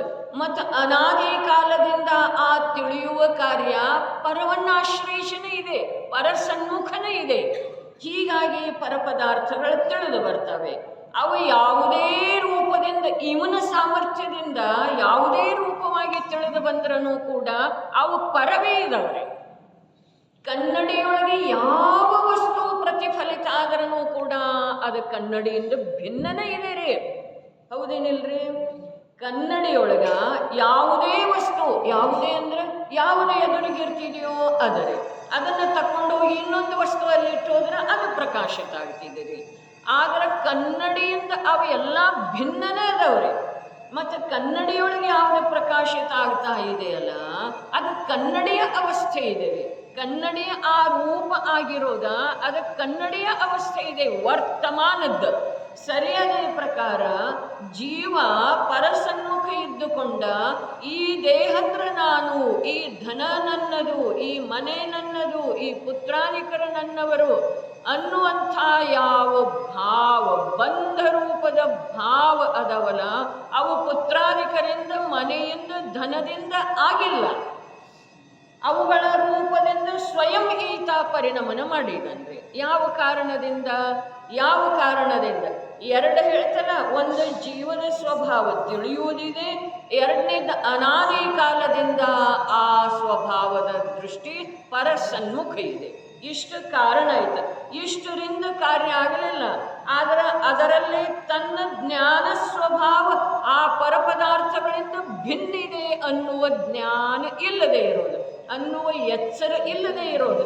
ಅದರಿಂದ ಇವೇನಾದ ವಿಕೃತ ಅದು, ಇದು ನಂದ, ಇದು ನಂದ, ಇದು ನಾನು, ಇದನ್ನು ನಾನು ಮಾಡಿದೆ, ಇದನ್ನು ನಾನು ಮಾಡಲಿಲ್ಲ, ಇದನ್ನು ನಾನು ಇನ್ನೂ ಮಾಡುವುದಿದೆ, ಇವೆಲ್ಲ ಭಾವಗಳ ಜ್ಞಾನ ಸಾಮರ್ಥ್ಯದಿಂದ ಸ್ವಯಂ ಜ್ಞಾನಮಯ ಆತ್ಮ ಮಾಡ್ತಾ ಇದ್ದಾನೆ, ಆ ರೂಪ ಆಗ್ತಾ ಇದ್ದಾನೆ. ಅದಕ್ಕೆ ಹೇಳಿತು ತ್ರಿಕಾಲ ಜ್ಞಾನ ಸ್ವರೂಪವಿರುವಂಥ ಜೀವ ವರ್ತಮಾನದೊಳಗ ಯಾವ ರೂಪ ಆಗ್ತಾನೋ ಆ ಕಾರಣದಿಂದ ಅವನನ್ನು ಬಂಧಕ್ಕೆ ಪ್ರಾಪ್ತ ಆದ ಅಂಥೇಳಿ ಹೇಳೋದಿದೆ. ಪೂರ್ವದಲ್ಲಿ ಬಂಧಕ್ಕೆ ಪ್ರಾಪ್ತ ಆಗಿದ್ದ, ಅದು ಆಗಿ ಹೋದದ್ದು ಮಾತಿದೆ, ಭವಿಷ್ಯದ ಮಾತಿಲ್ಲ. ವರ್ತಮಾನದಲ್ಲೇ ಬಂಧರೂಪ ಅವಸ್ಥೆಯಿಂದ ಪರಿಣಮನ ಮಾಡ್ತಾ ಇದ್ದಾನೆ. ಬಂಧರೂಪ ಅವಸ್ಥೆ ಅಂದರೆ ಇಷ್ಟೇ ಇದೆ, ತಾನು ತನ್ನಲ್ಲೇ ಇದ್ದಾನೆ, ಕನ್ನಡಿ ಕನ್ನಡಿಯ ಸ್ಥಾನದೊಳಗೆ ಇದೆ, ಪದಾರ್ಥ ಪದಾರ್ಥದ ಸ್ಥಾನದೊಳಗೆ ಇದೆ, ಪದಾರ್ಥ ತನ್ನಲ್ಲೇ ಇದ್ದುಕೊಂಡ ಕನ್ನಡಿಯೊಳಗೆ ಪ್ರತಿಬಿಂಬಿತ ಆಗ್ತಾ ಇದೆ, ಕನ್ನಡಿ ತನ್ನ ನಿರ್ಮಲ ಶಕ್ತಿಯನ್ನು ಬಿಟ್ಟು ಕೊಡುದ್ದನ, ಪದಾರ್ಥದ ಸ್ಪರ್ಶ ಮಾಡಿದ್ದನ, ಆ ಪದಾರ್ಥವನ್ನು ಪ್ರತಿಫಲಿತ ಮಾಡ್ತಾ ಇದೆ. ಅದೇ ಪ್ರಕಾರ ಪರದ್ರವ್ಯ ಪರದ್ರವ್ಯದೊಳಗಿದೆ, ಜೀವದ ಜ್ಞಾನದರ್ಶನದೊಳಗಿದೆ. ಜ್ಞಾನದರ್ಶನ ಪರದ್ರವ್ಯವನ್ನು ಸ್ಪರ್ಶ ಮಾಡಲಿಲ್ಲ, ಪರದ್ರವ್ಯ ಜ್ಞಾನದರ್ಶನದೊಳಗೆ ಬರಲಿಲ್ಲ. ಆದರೆ ಜ್ಞಾನದರ್ಶನ ಸ್ವಭಾವಿ ಇರುವಂಥ ಆತ್ಮ ಪರವನ್ನು ತಿಳಿಯುವಂಥ ಸಾಮರ್ಥ್ಯ ಇದ್ದ ಕಾರಣ ಆ ಯಾವ ಪರವನ್ನು ತಿಳಿದನೋ ಅದರ ಜೊತೆಗೆ ಅನಾದಿ ಸಂಸ್ಕಾರ ವಶಾತ್ ಅದಕ್ಕೆ ಸಂಬಂಧಿಸಿದ ಹಾಗೆ ವಿಕಾರ ರೂಪದಿಂದ ಪರಿಣಮನ ಮಾಡಿದನು. ವಿಕಾರ ರೂಪದಿಂದ ಪರಿಣಮನ ಮಾಡಿದರನ್ನು ಕೂಡ ಅವನ ಸ್ವಭಾವ ಸ್ವಯಂ ವಿಕಾರ ರೂಪ ಆಗಿ ಹೋಗಲಿಲ್ಲ. ಆ ಸಮಯದೊಳಗೆ ವಿಕಾರದ ಅನುಭವ ಆಯ್ತು, ವಿಕಾರ ರೂಪದಿಂದ ತನ್ನ ಅನುಭವ ಆಯಿತು ಆ ಸಮಯದೊಳಗ. ಆದರೆ ತ್ರಿಕಾಲಿ ಯಾವ ಜ್ಞಾತಾ ಸ್ವಭಾವ ಇದೆಯಲ್ಲ, ಆ ಜ್ಞಾತಾ ಸ್ವಭಾವದೊಳಗೆ ವಿಕಾರ ಕೂಡ ಪ್ರವೇಶ ಮಾಡಿಲ್ರಿ. ವಸ್ತುವಂತೂ ಪ್ರವೇಶ ಮಾಡೇ ಇಲ್ಲ, ವಿಕಾರ ಕೂಡ ಪ್ರವೇಶ ಮಾಡಿಲ್ಲ. ಹ್ಯಾಗ ತ್ರಿಕಾಲ ಯಾವುದ ಜ್ಞಾನದರ್ಶನ ಸ್ವಭಾವ ಇದೆಯಲ್ಲ, ಆ ಜ್ಞಾನದರ್ಶನ ಸ್ವಭಾವ ಸ್ವಯಂ ರಾಗರೂಪ, ದ್ವೇಷರೂಪ, ಮೋಹರೂಪ ಆಗಿದ್ರೂ ಕೂಡ ಯಾವುದರ ಕುರಿತಾಗಿ ಮೋಹರೂಪ ಆಗಿದೆಯೋ ಅದಂತೂ ಜ್ಞಾನದರ್ಶನ ಸ್ವಭಾವದೊಳಗೆ ಪ್ರವೇಶ ಮಾಡಿಲ್ಲ. ಆದರೆ ಯಾವುದರ ಕುರಿತಾಗಿ ರಾಗದ್ವೇಷ ಅಥವಾ ಮೋಹರೂಪ ಆಗಿದೆಯಲ್ಲ, ಆ ರೂಪ ಕೂಡ ಆ ಚೈತನ್ಯ ಸ್ವಭಾವಕ್ಕೆ ಬಾಧೆ ಮಾಡುವುದು. ಆ ಚೈತನ್ಯ ಸ್ವಭಾವಕ್ಕೆ ಆ ರೂಪ ಯಾವ ರೂಪದಿಂದ ಸ್ವಯಂ ಆ ಚೈತನ್ಯ ಸಾಮರ್ಥ್ಯ ಆಗಿದೆಯೋ ಆ ರೂಪ ಕೂಡ ಆ ಚೈತನ್ಯ ಸ್ವಭಾವದೊಳಗೆ ಪ್ರವೇಶ ಮಾಡಿಲ್ಲ, ಅದಕ್ಕೆ ಬಾಧೆ ಮಾಡಿಲ್ಲ ಅಂಥೇಳಿನ ಒಂದು ಸಮಯ ಮಾತ್ರದೊಳಗ ಆ ಚೈತನ್ಯ ಸ್ವಭಾವ ಪರಪದಾರ್ಥಗಳಿಗೆ ಸಂಬಂಧಿಸಿದ ಹಾಗೆ, ಅರ್ಥಾತ್ ಬಂಧ ಭಾವಗಳಿಗೆ ಸಂಬಂಧಿಸಿದ ಹಾಗೆ ವಿರಕ್ತ ಆಯಿತು ಅಂತಂದ್ರೆ ಅಲ್ಲಿ ಬಂಧನದ ಅಭಾವ ಆಯಿತು.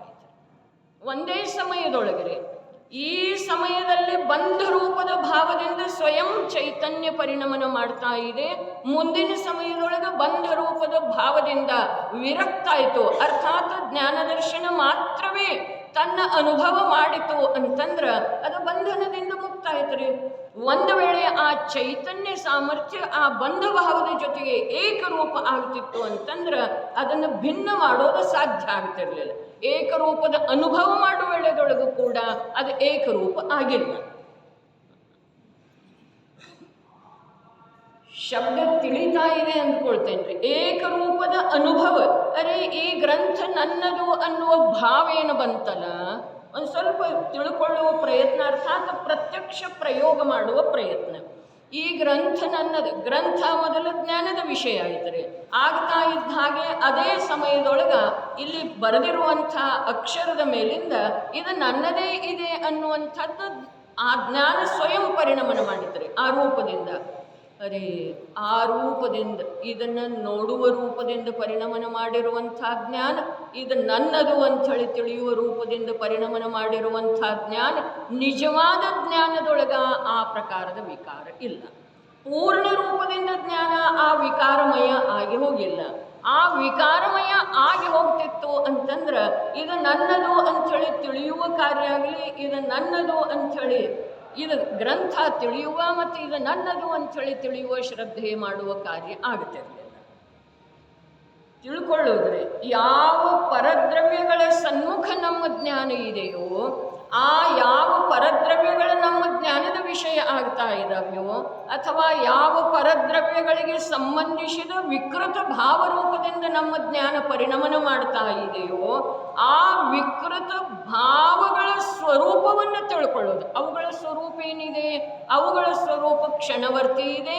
ಪರದ ಕಡೆಗೆ ನೋಡುವುದರಿಂದ ಆ ಪ್ರಕಾರದ ಬಂಧ ರೂಪದ ಭಾವ ಅಥವಾ ವಿಕಾರ ರೂಪದ ಭಾವ ಆದದ್ದು ಇದೆ, ಅಥವಾ ಜ್ಞಾನ ಸ್ವಯಂ ವಿಕಾರ ರೂಪ ಆದದ್ದಿದೆ. ಆದರೂ ಕೂಡ ಆ ವಿಕಾರ ರೂಪ ಆಗಿರುವ ಸಮಯದೊಳಗೂ ಕೂಡ ಆತ್ಮನ ನಿಜ ಚೈತನ್ಯ ಸ್ವಭಾವದ ಅಭಾವ ಆಗಿದೆ. ನಿಜ ಚೈತನ್ಯ ಸ್ವಭಾವದ ಅಭಾವ ಆಗಿಲ್ಲ ಅನ್ನೋದನ್ನು ಅನೇಕ ಕಾಲದವರೆಗೆ ಅನೇಕ ಸಮಯದ ಅಭ್ಯಾಸದಿಂದ ಯಾವಾಗ ನಿರ್ಣಯಾತ್ಮಕವಾಗಿ ನಂಬುತ್ತಾನೋ, ವಿಕಾರ ರೂಪ ಆಗಿರುವಳದೊಳಗೂ ಕೂಡ ಜ್ಞಾನ ಸಂಪೂರ್ಣ ವಿಕಾರ ರೂಪ ಆಗಿಲ್ಲ. ಆಚ್ಛಾದನೆ ಆ ಜ್ಯೋತಿಗೆ ಬಂದಿರುವ ವೇಳೆದೊಳಗೂ ಕೂಡ ಸಂಪೂರ್ಣ ಜ್ಯೋತಿಯ ಅಭಾವ ಆಗಲಿಲ್ಲ. ಮೋಕ್ಷ ಮಾರ್ಗ ಪ್ರಕಾಶಕದೊಳಗೂ ಟೋಡರಮಲ್ಜಿ ಹೇಳಿದರು, ಆ ಮೋಡದ ಆವರಣ ಇರುವ ವೇಳೆದೊಳಗೂ ಕೂಡ ಮೇಲೆ ಸೂರ್ಯ ಸ್ವಚ್ಛ ಪ್ರಕಾಶಮಾನ ಇದ್ದಾನೆ. ಅದೇ ಪ್ರಕಾರ ಇನ್ನು ಆ ಮೋಡವನ್ನು ಛೇದಿಸಿ ಕೂಡ ಯಾವ ಪ್ರಕಾಶ ಬರ್ತಾ ಇದೆ ಅದು ಮೋಡದ ಅಲ್ಲ, ಅದರ ಸೂರ್ಯನಿಗೆ. ಅದೇ ಪ್ರಕಾರ ವಿಕಾರಿ ಭಾವರೂಪ ಪರಪದಾರ್ಥಗಳನ್ನು ತಿಳಿಯುವ ಶಕ್ತಿ ಜ್ಞಾನದ್ದೇ ಇದೆ. ಪರಪದಾರ್ಥಗಳಿಗೆ ಸಂಬಂಧಿಸಿದ ವಿಕಾರ ರೂಪದಿಂದ ಪರಿಣಮಿಸುವಂಥ ಕಾರ್ಯ ಸ್ವಯಂ ಜ್ಞಾನ ಮಾಡ್ತಾ ಇದೆ. ಜ್ಞಾನ ಆ ಕಾರ್ಯ ಮಾಡ್ತಾ ಇರುವ ವೇಳೆದೊಳಗ ಜ್ಞಾನಕ್ಕೆ ಜ್ಞಾನದ ಅನುಭವ ಇಲ್ಲ, ಆ ಕಾರ್ಯರೂಪ ಆಗಿರುವುದರದ ಅನುಭವ ಇದೆ. ಆ ಕಾರ್ಯರೂಪ ಆಗಿರುವುದರ ಅನುಭವ ಇದ್ರೂ ಕೂಡ ಜ್ಞಾನದ ಯಾವ ಸಾಮರ್ಥ್ಯ ಇದೆ ಅದು ಸಂಪೂರ್ಣ ಅಭಾವ ಆಗಿ ಹೋಗಿಲ್ಲ. ಆ ಕಾರ್ಯರೂಪದಿಂದರೆ ಯಾವುದು ಅನುಭವ ಮಾಡ್ತಾ ಇದೆ? ಚೈತನ್ಯ ಶಕ್ತಿನೇ ಅನುಭವ ಮಾಡ್ತಾ ಇದ್ದೀರಿ. ಚೈತನ್ಯ ಶಕ್ತಿ ಒಂದು ವೇಳೆ ವಿಕಾರ ರೂಪ ಆಗಿರುವ ವೇಳೆದೊಳಗ ಸರ್ವಥಾ ಅಭಾವ ಸ್ವರೂಪ ಅಥವಾ ತನ್ನ ಶಕ್ತಿಯನ್ನು ಪೂರ್ಣ ರೂಪದಿಂದ ಕಳ್ಕೊಳ್ತಿತ್ತು ಅಂತಂದ್ರೆ ಅದರಲ್ಲಿ ಆನಂದ ಅಥವಾ ದುಃಖದ ಅನುಭವ ಕೂಡ ಅದಕ್ಕೆ ಆಗ್ತಾ ಇರಲಿಲ್ಲ. ಯಾವುದು ಇನ್ನೊಂದ್ಸಲ ಯಾವುದು ಪರವನ್ನು ತಿಳಿತಿದೆ, ಯಾವುದು ಪರಕ್ಕೆ ಸಂಬಂಧಿಸಿದ ಹಾಗೆ ನನ್ನದು ಅನ್ನುವಂಥ ರಾಗ ಅಥವಾ ಇದೇ ನನಗೆ ಬೇಡ ಅನ್ನುವಂಥ ದ್ವೇಷ ರೂಪದ ಅರುಚಿ ರೂಪದ ಪರಿಣಾಮ ಮಾಡ್ತಿದೆಯಲ್ಲ, ಆ ಪರಿಣಾಮ ಮಾಡುವ ವೇಳೆದೊಳಗೂ ಕೂಡ ಜ್ಞಾನ ವಿಕೃತ ಆಗಿದೆ. ಈ ಮಾತು ಸತ್ಯ. ವಿಕೃತಿ ಆಗಾಗಿದೆ. ಬರೇ ತಿಳಿಯುವ ರೂಪದಿಂದ ಇರಬೇಕಾಗಿತ್ತು, ಅದು ವಿಕಾರ ರೂಪ ಆಗಿದೆ, ರಾಗ ರೂಪ ಆಗಿದೆ, ಮೋಹ ರೂಪ ಆಗಿದೆ. ಆದ್ರೆ ವಿಕೃತ ರೂಪ ಆಗಿದ್ರೂ ಕೂಡ ಜ್ಞಾನ ವಿಕೃತ ರೂಪ ಆಗಿದೆ. ಆತ್ಮನ ಪರಿಣಾಮ ವಿಭಾವ ರೂಪ ಆಗಿದೆ. ಅದರಿಂದ ಅವನ ಪೂರ್ಣ ಸ್ವಭಾವ ಏನಿತ್ತು ಅದು ತಿರೋಭೂತ ಆಗಿದೆ, ಅದರ ಅಭಾವ ಆಗಿದೆ. ಇದು ಆತ್ಮನ ಸ್ವರೂಪ ಮತ್ತು ಬಂಧ ಭಾವಗಳ ಸ್ವರೂಪವನ್ನು ತಿಳಿಯುವುದಿದೆ. ಅದರದ ಅಭಾವ ಆಗಿಲ್ಲ. ಯಾವಾಗ ಪರವನ್ನು ತಿಳಿತಿದೆ ಮತ್ತು ಯಾವ ಸಮಯದಲ್ಲಿ ಪರಕ್ಕೆ ಸಂಬಂಧಿಸಿದ ಹಾಗೆ ವಿಕಾರ ರೂಪ ಆಗ್ತಿದೆ, ಸ್ವಯಂ ಜ್ಞಾನನ ಆಗ್ತಿದೆ ರೀ. ವಿಕಾರ ಅನ್ನೋದೊಂದು ಬೇರೆ ವಸ್ತು ಇಲ್ಲ, ಜ್ಞಾನವೇ ವಿಕಾರ ರೂಪ ಆಗಿದೆ ರೀ. ವಿಕಾರ ರೂಪ ಆಗಿರುವುದರೊಳಗೂ ಕೂಡ ಜ್ಞಾನ ರೂಪದಿಂದ ಅದರದ ಅಭಾವ ಆಗಿಲ್ಲ. ವಿಕಾರ ರೂಪ ಯಾವುದಾಗಿ ವಿಕಾರ ಒಂದು ಬೇರೆ ಎದ್ದು ಬಂದದ್ದಿದೆ, ಜ್ಞಾನ ಹಾಗೆ ಇದೆ, ಹೀಗೆ ಮಾತಿಲ್ರಿ.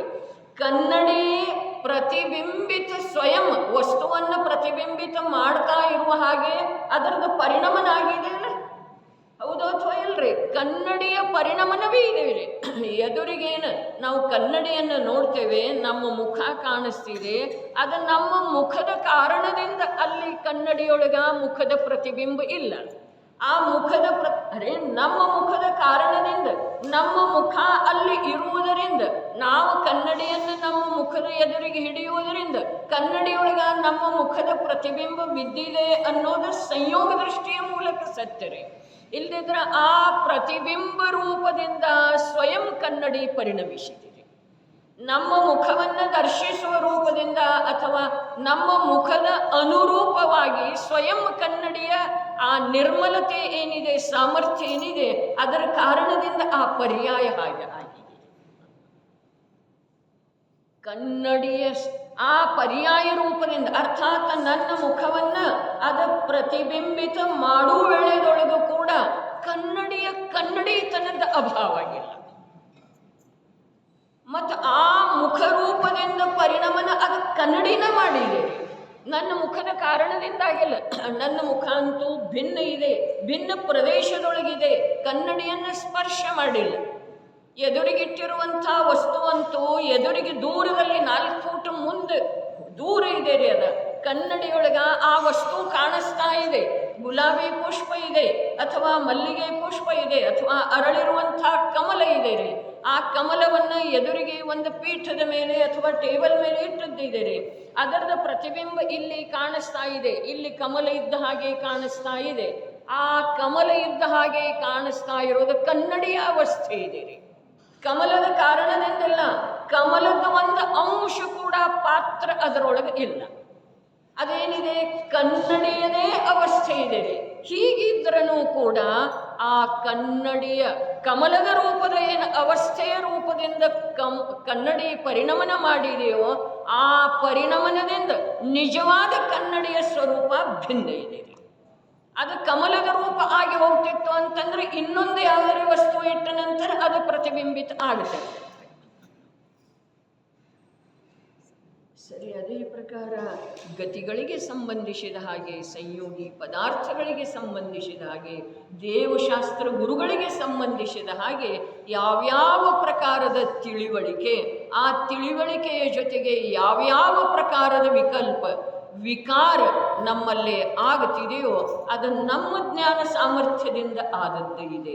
ನಮ್ಮ ಜ್ಞಾನ ಸಾಮರ್ಥ್ಯದಿಂದ ಆಗಿರುವಂಥದ್ದು ಇದ್ರೂ ಕೂಡ ಆ ಸಮಯದಲ್ಲಿ ಕೂಡ ನಮ್ಮ ಜ್ಞಾನ ಸಾಮರ್ಥ್ಯ ಅಸ್ಪೃಷ್ಟ ಇದೆ. ಇದು ಬಂಧ ಭಾವಗಳ ಸ್ವಭಾವ. ಅವು ಬದಲೇ ಆಗ್ತಾ ಇರ್ತಾವ್ರಿ. ಬಂಧ ಭಾವಗಳ ಬದಲೇ ಆಗ್ತಾ ಇರ್ತಾವ್ರಿ. ಬಂಧ ಭಾವಗಳ ಬದಲೇ ಆಗ್ತಾ ಇದಾವೆ. ಮತ್ತು ಆತ್ಮನ ಸ್ವಭಾವ ಹೇಗಿದೆಯೋ ಹಾಗೆ ಇದೆ. ಯಾವಾಗ ಅನಾದಿ ಕಾಲದಿಂದ ಪ್ರತಿ ಸಮಯಕ್ಕೆ ಬಂಧ ಭಾವ ಬೇರೆ ಇರುವ ವೇಳೆದೊಳಗೂ ಕೂಡ ಜ್ಞಾನದ ಅಭಾವ ಮಾಡಿ ಬಂಧ ಭಾವದ ಉತ್ಪತ್ತಿ ಆಗಿಲ್ಲ. ಜ್ಞಾನದ ಅಭಾವ ಮಾಡಿ ಬಂಧ ಭಾವದ ಉತ್ಪತ್ತಿ ಆಗ್ತಿತ್ತು ಅಂತಂದ್ರೆ ಮುಂದಿನ ಸಮಯದೊಳಗೆ ಬಂಧ ಭಾವ ಆಗೋದನ್ನೇ ಇಲ್ರಿ. ಅದರದ ಅಭಾವನ ಆಗಿ ಹೋಯ್ತಲ್ಲ. ಅಂದಮೇಲೆ ಮುಂದಿನ ಸಮಯದಲ್ಲಿ ಆ ಬಂಧ ರೂಪದ ಭಾವ, ವಿಕಾರ ರೂಪದ ಭಾವ ಆಗೋದನ್ನೇ ಇಲ್ಲ. ಅವ ಜೀವಂತ ಅದಾನಂತೇಳಿನ ವಿಕಾರ ಮಾಡ್ತಾ ಅದನ್ರಿ. ನಿನ್ನಿದಕ್ಕೆ ಪುತ್ರನ ದೃಷ್ಟಾಂತ ಕೊಟ್ಟದ್ದಿತ್ತು. ನಾಮ ಇದೆ, ಆಕಾರ ಇದೆ, ವಯೋಮಿತಿ ಇದೆ, ಆದ್ರೆ ಅವೆಲ್ಲವುಗಳಿಂದ ಭಿನ್ನ ನನ್ನ ಮಗ. ಅದಂದ್ರೆ ನನ್ನ ಮಗ ಅಲ್ಲ, ವಯಸ್ಸಂದ್ರೆ ನನ್ನ ಮಗ ಅಲ್ಲ, ಆಕಾರ ಅಂದ್ರೆ ನನ್ನ ಮಗ ಅಲ್ಲ, ನಾಮಂದ್ರೆ ನನ್ನ ಮಗ ಅಲ್ಲ. ನೋಡ್ರಿ, ಇದು ಸೂಕ್ಷ್ಮ ಇದೆ. ಬಂಧ ಭಾವ ರೂಪದಿಂದ ಸ್ವಯಂ ಆತ್ಮ ತನ್ನ ಸಾಮರ್ಥ್ಯದಿಂದ ಅನಾದಿ ಕಾಲದಿಂದಲೇ ಪರಿಣಮಿತ ಆಗ್ತಾ ಇದ್ರೂ ಕೂಡ ಆ ಯಾವ ಬಂಧ ಭಾವ ರೂಪ ಆಗಿ ಹೋಗಲಿಲ್ಲ ಅಂಥೇಳಿ ಬಂಧ ಭಾವಗಳದ್ದ ಅಭಾವ ಆಗ್ತಿದೆ ಅಥವಾ ಪರಿವರ್ತನೆ ಆಗ್ತಿದೆ. ಆತ್ಮ ಆತ್ಮ ಆತ್ಮ ಇರ್ತಾನ್ರಿ. ಬಂಧ ಭಾವದ ಪರಿವರ್ತನೆ ಆಗ್ತಿದೆ. ಈಗ ಸ್ಥೂಲ ರೂಪದಿಂದ ನೋಡಿದರೆ ಗತಿ ಪರಿವರ್ತನೆ ಆಗ್ತಿದೆ, ಸಂಯೋಗಗಳ ಬದಲಾವಣೆ ಆಗ್ತವೆ, ಕ್ಷೇತ್ರ ಪರಿವರ್ತನೆ ಆಗ್ತಿದೆ. ಆದರೆ ಜ್ಞಾನದೊಳಗೇನು ಪರಿವರ್ತನೆ ಆಗ್ತಿದೆ? ಜ್ಞಾನದೊಳಗೆ ಪರಿವರ್ತನೆ ಆಗೋದಿಲ್ಲ, ಆದರೆ ಜ್ಞಾನದ ವಿಕಾರಗಳಲ್ಲಿ ಪರಿವರ್ತನೆ ಆಗ್ತಿದೆ. ಇದು ಆತ್ಮನ ಸ್ವಭಾವ ಮತ್ತು ವಿಕಾರ ರೂಪ ಬಂಧ ಭಾವಗಳ ಸ್ವಭಾವ. ಯಾವಾಗ ತಿಳಿತನೋ ಬೇರೆ ಬೇರೆ ಅದಾವು, ಬೇರೆ ಬೇರೆ ಅದಾವು, ಅವು ಕ್ಷಣವರ್ತಿ ಅದಾವು. ಅರ್ಥಾತ್ ನಾನು ಆ ರೂಪ ಆಗೋದು ಅವಶ್ಯಕ್ಕಿಲ್ಲ. ನಾನು ಆ ರೂಪದ ಅನುಭವ ಮಾಡಿದ್ರೂ ಕೂಡ ಸಂಪೂರ್ಣತಃ ಆ ರೂಪ ಆಗಿ ಹೋಗಿಲ್ಲ. ಇದನ್ನು ಯಾವಾಗ ಕಂಡುಕೊಳ್ಳುತ್ತಾನೋ, ಇದರದ ಮನವರಿಕೆ ಯಾವಾಗ ಆಗ್ತಿದೆಯೋ ಆವಾಗ ಬಂಧ ಭಾವಗಳ ಅನುಭವ ಬಿಟ್ಟು ಹೋಗ್ತಿದ್ದೀರಿ. ವಿರಕ್ತ ಆಗೋದಂತಂದ್ರೆ ಏನ? ಅದರದ ಅನುಭವ ಮಾಡೋದಿಲ್ಲ, ಅದರದ ಅನುಭವ ಮಾಡೋದಿಲ್ಲ. ಅದೇ ನೋಡ್ರಿ, ಯಾವ ಸಂವರ ಅಧಿಕಾರದ ಕಲಶಗಳು ಬರ್ತವೆ, ಆ ಕಲಶಗಳ ಟೀಕೆಯಲ್ಲಿ ಚರ್ಚೆ ಆಗಿ ಹೋದದ್ದು ಇದೆ. ಬಂಧ ಯಾವುದರಿಂದ ಆಗ್ತಿದೆ? ನಿಜವಾಗಿ ಬಂಧ ಯಾವ ವಿಕಾರಿ ಭಾವದ ಉತ್ಪತ್ತಿಗೆ ನಿಮಿತ್ತ ಇದೆಯೋ, ವಿಕಾರಿ ಭಾವದ ಉತ್ಪತ್ತಿಗೆ ನಿಮಿತ್ತ ಇದೆಯೋ ಪೂರ್ವ ಕರ್ಮದ ಉದಯ, ಅದುವೇ ಬಂಧದ ಕಾರಣ ಇದೆ ಅಂಥೇಳಿ ಅಲ್ಲಿ ಹೇಳ್ತಾರೆ. ಏನ? ವಿಕಾರಿ ಭಾವಗಳಿಗೆ ಯಾವದ ನಿಮಿತ್ತ ಇದೆಯೋ ಪೂರ್ವ ಕರ್ಮ, ಜಡಕರ್ಮರೇ, ಜಡಕರ್ಮ ವಿಕಾರಿ ಭಾವಗಳಿಗೆ ನಿಮಿತ್ತ ಇದೆಯೋ ಅದುವೇ ಬಂಧದ ಕಾರಣ ಇದೆ. ಜೀವನ ಸ್ವಭಾವದೊಳಗ ವಿಕಾರ ರೂಪ ಆಗುವಂಥದ್ದು ಮೂಲದಲ್ಲಿ ಇಲ್ಲವೇ ಇಲ್ಲ. ಹಾಗಾದರೆ ಬಂಧ ಯಾವುದರಿಂದ ಆಯಿತು? ಪೂರ್ವದಲ್ಲಿ ಬದ್ಧವಾಗಿರುವಂಥ ಯಾವ ಕರ್ಮ ಇದೆಯಲ್ಲ ಅದು ಉದಯಕ್ಕೆ ಬಂದ ನಂತರ ಇವು ಬಂಧ ರೂಪದ ಭಾವ, ರಾಗದ್ವೇಷ ಮೋಹ ರೂಪದ ಭಾವಗಳನ್ನು ಮಾಡಿದ, ಅಥವಾ ಆ ರೂಪ ಇವ ಜ್ಞಾನದಿಂದ ಪರಿಣಮಿಸಿದ, ಇವನ ಜ್ಞಾನ ಆ ರೂಪವಾಗಿ ಪರಿಣಮಿಸಿದ. ಆದರೆ ಇವನ ಜ್ಞಾನದ ಮೂಲ ಸ್ವಭಾವದೊಳಗ ಆ ರೂಪ ಆಗುವಂಥದ್ದು ಇಲ್ಲ. ಮೂಲ ಜ್ಞಾನ ಸ್ವಭಾವ ಆ ವಿಕಾರ ರೂಪ ಆಗುವಂಥದ್ದಿಲ್ಲ. ಹಾಗಾದರೆ ಯಾಕಾಯಿತು? ಆ ಪೂರ್ವಬದ್ಧ ಕರ್ಮಗಳು ಉದಯದ ನಿಮಿತ್ತದಿಂದ ಆಯಿತು. ಹಾಗಾದರೆ ಬಂಧದ ಕಾರಣ ಯಾವುದ? ಮೋಹರಾಗ ದ್ವೇಷಾದಿಗಳೇ ಬಂಧದ ಕಾರಣ ಇದ್ರೂ ಕೂಡ ಅಲ್ಲಿ ಉದಯವನ್ನು ಬಂಧದ ಕಾರಣ ಅಂಥೇಳಿ ಹೇಳಿದರು. ಯಾಕೆ ಅಂತಂದ್ರೆ ಮೋಹರಾಗ ದ್ವೇಷಗಳ ರೂಪ ಆಗುವಂಥ ಸಾಮರ್ಥ್ಯ ಆತ್ಮನಲ್ಲಿ ಇಲ್ಲ ಅಂಥೇಳಿ. ಅದೇ ಒಂದು ಕಡೆಗೆ ಹೇಳ್ತಾರೆ ಕರ್ಮ ಬೇಕಾದಷ್ಟು ಇರಲಿ, ಇವನೇ ರಾಗದ್ವೇಷ ರೂಪ ಆಗದಿದ್ದರೆ ಕರ್ಮ ಏನೂ ಮಾಡುವುದಿಲ್ಲ. ಅದೇ ವಿವಕ್ಷಾ ಬೇರೆ ಬೇರೆ ಇರ್ತಿದ್ದೀರಿ, ಅಲ್ಲಿ ವಿವಕ್ಷಾ ಬೇರೆ, ಇಲ್ಲಿಯ ವಿವಕ್ಷಾ ಬೇರೆ. ಇಲ್ಲೇನು ಹೇಳ್ತಾ ಇದ್ದಾರೆ? ಇಲ್ಲಿ ಯಾವ ಕರ್ಮದ ಉದಯ ಇದೆಯೋ ಅದರ ನಿಮಿತ್ತದಿಂದನೇ ಇವನ ಜ್ಞಾನ ಮೋಹರಾಗದ್ವೇಷ ರೂಪವಾಗಿ ಪರಿಣಮನ ಮಾಡಿದೆ. ಹಾಗಾದರೆ ನವೀನ ಬಂಧದ ಕಾರಣ ಯಾವುದ? ಪೂರ್ವ ಕರ್ಮದ ಉದಯ ಏನಿದೆ ಅದುವೇ. ಆತ್ಮ ನವೀನ ಬಂಧದ ಕಾರಣ ಇಲ್ಲ. ಯಾಕೆಲ್ಲ? ಅವನಲ್ಲೇ ಬಂಧದ ಕಾರಣ ರೂಪ ಆಗುವಂಥ ಸ್ವಭಾವವೇ ಇಲ್ಲ. ಇನ್ನು ಒಂದು ಕಡೆಗೆ ಹೇಳ್ತಾರೆ ತದ್ ವಿರುದ್ಧರೇ, ಇನ್ನೊಂದು ಕಡೆಗೆ ಏನು ಹೇಳ್ತಾರೋ, ಎಂಥದೇ ಕರ್ಮದ ಉದಯ ಇರಲಿ, ಎಂಥದೇ ಸಂಯೋಗ ಇರಲಿ, ವಿಕಾರಿ ಭಾವರೂಪದಿಂದ ಪರಿಣಮಿಸುವ ಜೀವ ದ್ರವ್ಯದ ಆ ಸಮಯದ ಯೋಗ್ಯತೆ ಇಲ್ಲದೆ ಹೋದರೆ ವಿಕಾರ ರೂಪ ಅವನನ್ನು ಯಾರೂ ಮಾಡಲಿಕ್ಕೆ ಸಾಧ್ಯ. ಇದು ಸತ್ಯನಾದ ಸತ್ಯರೇ? ಅರೆ ಇದು ಸತ್ಯ, ಅದೂ ಸತ್ಯ. ಅದರ ವಿವಕ್ಷಾ ಬೇರೆ, ಇದರ ವಿವಕ್ಷಾ ಬೇರೆ. ಅದರ ಸಲುವಾಗಿ ಜನಾಗಮದೊಳಗ ಪ್ರಾರಂಭದಲ್ಲಿನ ಸಮಯಸಾರ ಪರಮಾಗಮದೊಳಗ ಅನೇಕಾಂತಮಯಿ ಮೂರ್ತಿ ಅಂಥೇಳಿ ಹೇಳಿ ನಿತ್ಯಮೇವ ಪ್ರಕಾಶತೆ. ಜಿನವಾಣಿ ಆಗಿದೆ, ಅನೇಕಾಂತಮಯ ಮೂರ್ತಿ ಯಾವ ಆತ್ಮ ಇದ್ದಾನೋ, ವಸ್ತು ಇದೆಯೋ ಆ ವಸ್ತುವನ್ನು ನಿತ್ಯಂ ಏವ ಪ್ರಕಾಶ, ಅಥವಾ ಅದು ಸ್ವಯಂ ಪ್ರಕಾಶಿತ ಇದೆ. ವಸ್ತು ಅನೇಕಾಂತಮಯ ವಸ್ತು. ಆದ್ರೆ ಅದನ್ನು ತಿಳಿಯುವ ಸಲುವಾಗಿ ಶಾದ್ವಾದ ವಿದ್ಯೆ ಬೇಕು. ಯಾರ ಹತ್ರ ಶಾದ್ವಾದ ವಿದ್ಯೆ ಕಲೆ ಪ್ರಗಟ ಆಗಿದೆಯೋ ಅವರು ಯಾವುದೇ ಕಥನೆ ಇರಲಿ, ವಸ್ತುವಿನ ಯಾವುದೇ ಅವಸ್ಥೆ ಜ್ಞಾನದ ಜ್ಞೇಯ ಆಗಲಿ, ಆದರೆ ಆ ಅವಸ್ಥೆಗೆ ಸಂಬಂಧಿಸಿದ ಹಾಗೆ ಅಥವಾ ಆ ಅವಸ್ಥಾ ವಿಶೇಷ ವಸ್ತುವಿಗೆ ಸಂಬಂಧಿಸಿದ ಹಾಗೆ ವಿಕಾರ ರೂಪ ಆಗೋದನ್ನೇ ಇಲ್ಲರಿ. ಅನ್ಯಥಾ ತಿಳುವಳಿಕೆ ರೂಪದಿಂದ ಪರಿಣಮಿಸುವುದೇ ಇಲ್ಲ. ಅರೆ ವಸ್ತು ಅನೇಕಾಂತಮಯ ಇದೆ, ಈ ಸಮಯದ ಅದರ ಅವಸ್ಥಾ ಆಗಿದೆ, ಆದರೆ ಆ ಅವಸ್ಥೆಗೆ ಸಂಬಂಧಿಸಿದ ಹಾಗೆ ನನ್ನಲ್ಲಿ ಯಾವ ಬದಲಾವಣೆ ಆಗಬೇಕು ಇಂಥದ್ದು ನನ್ನ ಜ್ಞಾನದ ಸ್ವಭಾವ ಇಲ್ಲ. ಬಹಳ ವಿಷಯ ಆಯ್ತದೆ. ವಿಷಯದ ಸ್ಪಷ್ಟೀಕರಣ ಬಹಳ ಆಯಿತು. ಬಂಧ ಭಾವ ಮತ್ತು ಆತ್ಮ. ಬಂಧ ಭಾವ ಅರೆ ಆತ್ಮನೇ ಅಭೇದ ರೂಪದಿಂದ ಆತ್ಮನೇ ಆ ಬಂಧ ಭಾವ ಅಥವಾ ರಾಗಾದಿಗಳ ರೂಪವಾಗಿ ಪರಿಣಮನ ಮಾಡ್ತಾ ಇದ್ದಾನೆ. ಆತ್ಮನೇ ಪರಿಣಮನ ಮಾಡ್ತಾ ಇದ್ದಾನೆ. ರಾಗಾದಿಗಳ ಬೇರೆ ಮತ್ತು ಆತ್ಮ ಬೇರೆ ಇಲ್ಲವೇ ಇಲ್ಲ. ಆದರೆ ಸ್ವಭಾವವನ್ನು ತಿಳಿಸಿಕೊಡುವ ಸಲುವಾಗಿ ರಾಗ ಒಂದು ಸಮಯದ್ದಿದೆಪ್ಪ, ಜ್ಞಾನ ತ್ರಿಕಾಲಿ ಇದೆ, ರಾಗ ಏನನ್ನೂ ತಿಳಿಯುವುದಿಲ್ಲಪ್ಪ, ಜ್ಞಾನ ತಿಳಿಯುವಂಥ ಕಾರ್ಯವನ್ನು ಯಾವಾಗೂ ಬಿಟ್ಟುಕೊಡುವುದಿಲ್ಲಪ್ಪ. ಈ ಪ್ರಕಾರ ಭೇದ ಮಾಡಿದರೂ ವಸ್ತುವಿನೊಳಗೆ ಭೇದ ಇಲ್ಲ. ಬಂಧ ರೂಪದ ಭಾವಗಳ ರೂಪದಿಂದ ಸ್ವಯಂ ಆತ್ಮ ಪರಿಣಮನ ಮಾಡ್ತಾ ಇದ್ದಾನ್ರಿ. ಹಾಗಾದ್ರೆ ಅವುಗಳ ಸ್ವಭಾವವನ್ನು ಯಾವಾಗ ತಿಳಿತಾನೋ ಆವಾಗ ಆ ಭಾವಗಳಿಂದ ಅವನು ವಿರಕ್ತ ಆಗ್ತಾನೆ. ವಿರಕ್ತ ಆದ ನಂತರ ಏನಾಗ್ತಿದೆ, ಅವನಿಗೇನು ಹೊರಗಡೆ ಕರ್ಮಗಳ ಬಂಧನ ಇದೆಯಲ್ಲ, 8 ಪ್ರಕಾರದ ಕರ್ಮಗಳದ್ದ ಯಾವ ಸ್ಥಿತಿ ಅನುಭಾಗ ಸಹಿತ ಯಾವ ಕರ್ಮಗಳದ ಸತ್ತಾ ಇದೆಯಲ್ಲ, ಅವಂತೂ ತಮ್ಮ ಸ್ಥಿತಿ ಪೂರ್ಣ ಆದ ನಂತರ ಅವು ಹೊರಟು ಹೋಗ್ತವ್ರಿ.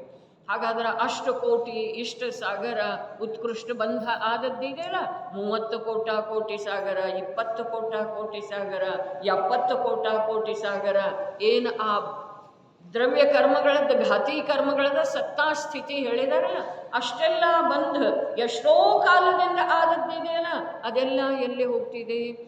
ಯಾವಾಗ ಈ ಜೀವ ಸ್ವಯಂ ಅದರ ಉದಯದ ನಿಮಿತ್ತದಿಂದ ವಿಕಾರ ರೂಪ ಆಗುವುದಿಲ್ಲವೋ, ಅರೆ ಯಾವಾಗ ಆತ್ಮ ಸ್ವಯಂ ಜ್ಞಾನ ಸ್ವಭಾವಿ ಜೀವದ್ರವ್ಯ ಸ್ವಯಂ ಆ ಕರ್ಮಗಳ ಉದಯದೊಳಗ ಸ್ವಯಂ ವಿಕಾರ ರೂಪ ಆಗುವುದಿಲ್ಲವೋ, ಆಗ ಅವುಗಳದ ಸತ್ತ ಕೂಡ ಇಟ್ಟಲ್ಲೇ ನಾಶ ಆಗಿ ಹೋಗ್ತಿದೆ, ಶಕ್ತಿಹೀನ ಆಗಿ ಹೋಗ್ತಿದೆ. ಇವ ಆ ಭಾವಗಳಿಂದ ವಿಕಾರಿ ಭಾವಗಳ ಒಂದು ವೇಳೆ ಆಗ್ತಾ ವೇಳೆದೊಳಗೂ ಕೂಡ ಆ ವಿಕಾರಿ ಭಾವಗಳಲ್ಲಿ ಏಕರೂಪ ಆಗುವುದಿಲ್ಲ, ಅರ್ಥಾತ್ ಆಸಕ್ತ ಆಗುವುದಿಲ್ಲ, ಅರ್ಥಾತ್ ಆ ರೂಪದಿಂದ ತನ್ನ ಅನುಭವ ಮಾಡುವುದಿಲ್ಲ. ಆಗಿನಿಂದ ಆ ವಿಕಾರಿ ಭಾವಗಳ ತಮ್ಮ ಯೋಗ್ಯತೆಯ ಅನುಸಾರವಾಗಿ ಅನ್ರಿ, ಅಥವಾ ಜ್ಞಾನದ ದುರ್ಬಲತೆ ಎಷ್ಟಿದೆಯೋ ಅದರ ಅನುಸಾರವಾಗಿ ಜ್ಞಾನ ಸ್ವಯಂ ವಿಕಾರ ರೂಪ ಆದರೂ ಕೂಡ ಆ ಜ್ಞಾನ ವಿಕಾರದೊಳಗೆ ತನ್ನತನದ ಅನುಭವ ಮಾಡದೇ ಇರುವುದರಿಂದ ಆ ವಿಕಾರಗಳು ಕ್ರಮದಿಂದ ಬಿಟ್ಟು ಹೋಗ್ತವೆ. ಮತ್ತು ಆ ವಿಕಾರಗಳಿಗೆ ಮೂಲ ನಿಮಿತ್ತ ಯಾವುದಿದೆಯೋ ಆ ಜಡಕರ್ಮ ಪ್ರಕೃತಿಗಳು ಕೂಡ ಕಳಚಿ ಹೋಗ್ತವೆ. ಈ ಪ್ರಕಾರ ಜೀವ ಬಂಧನವನ್ನು ಕತ್ತರಿಸೋದ ಅರ್ಥಾತ್ ಬಂಧ ಭಾವಗಳ ಜೊತೆಗೆ ವಿರಕ್ತ. ಬಂಧ ಭಾವ ಅರೆ ಭಾವ ಆಗ್ತಾ ಇರ್ತವೆ, ಅಥವಾ ಜ್ಞಾನ ಸ್ವಯಂ ವಿಕಾರಿ ಭಾವ ರೂಪ ಆಗ್ತಾ ಇರ್ತಿದೆ, ವಿಕೃತ ಆಗ್ತಾ ಇರ್ತಿದೆ. ಆ ವಿಕೃತ ಆದ ಸಮಯದೊಳಗೂ ಕೂಡ ಜ್ಞಾನ ಅರೆ ನನ್ನ ಸ್ವಭಾವ ಬೇರೆ ಇದೆ, ಈ ವಿಕೃತ ಆಗಿರುವಂಥ ನನ್ನ ಯಾವ ಅವಸ್ಥೆ ಇದೆಯಲ್ಲ ಅದು ನನ್ನ ಮೂಲ ಸ್ವಭಾವ ಅಲ್ಲ. ಈ ಪ್ರಕಾರ ಅನೇಕ ಕಾಲದವರೆಗೆ ಬಿಟ್ಟು ತಿಳಿತಾನೆ, ವಿಕಲ್ಪದಿಂದ ತಿಳಿತಾನೆ. ಆಮೇಲೆ ಅಖಂಡವಾಗಿ ಹಾಗೆ ತಿಳಿಲಿಕ್ಕೆ ಶುರುವಾಗ್ತಿದೆ.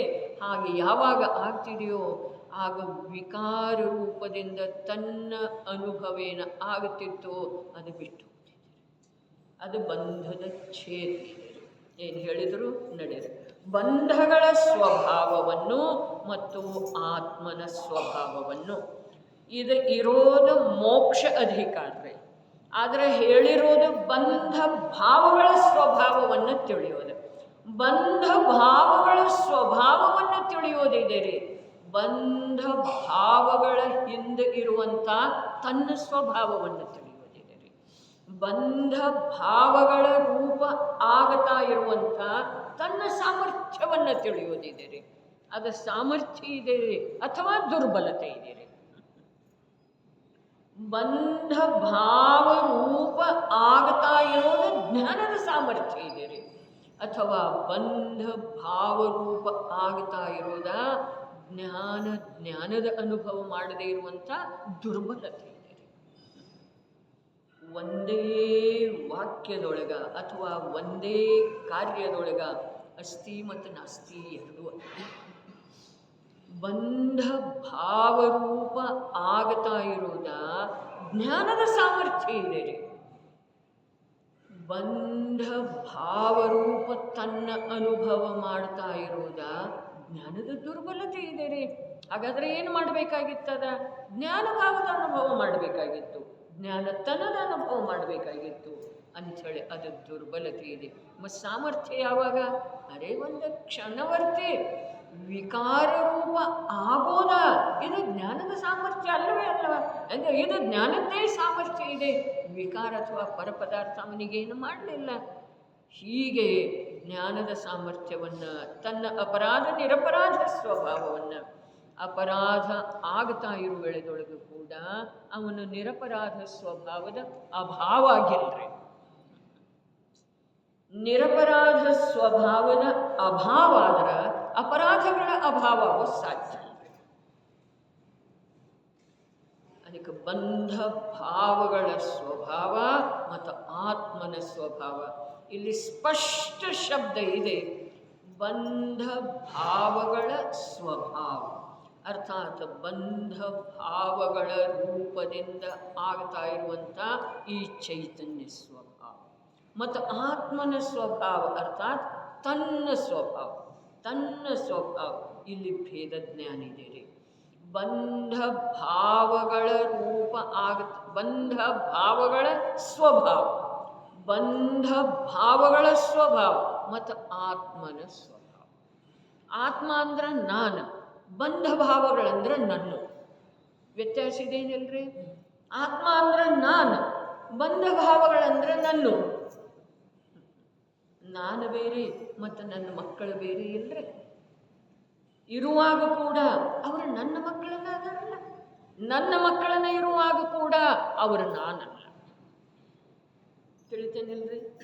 ಆ ಮಕ್ಕಳು ನನ್ನವೇ ಅಂಥೇಳಿ ಹೇಳುವಂಥ ಶ್ರದ್ಧೆ ವ್ಯವಹಾರ ಇದ್ರೂ ಕೂಡ ಮಕ್ಕಳಂದ್ರೆ ನಾನಲ್ಲ. ಅದೇ ಪ್ರಕಾರ ಬಂಧ ಭಾವ ನನ್ನವೇ ಅದಾವ, ಆದ್ರೆ ನಾನಲ್ಲ. ಈ ಪ್ರಕಾರ ಭೇದ ಜ್ಞಾನ ಮಾಡಿ ಯಾವ ನನ್ನವೇ ಇದ್ದಾವೆ ಆದ್ರೆ ನಾನಲ್ಲ ಅನ್ನುವ ನಿರ್ಣಯದ ಜೊತೆಗೆ ನಾನು ಇದ್ದೇನೆಯೋ ಅದರ ಸನ್ಮುಖ ಆಯಿತು, ಮತ್ತು ನನ್ನವೂ ಯಾವ ಅಂತಿದ್ದನೋ ಅದರಿಂದ ವಿರಕ್ತಿ ಆಯಿತು ಅಂತಂದ್ರೆ ಬಂಧದ ಛೇದ ಮಾಡಿದ.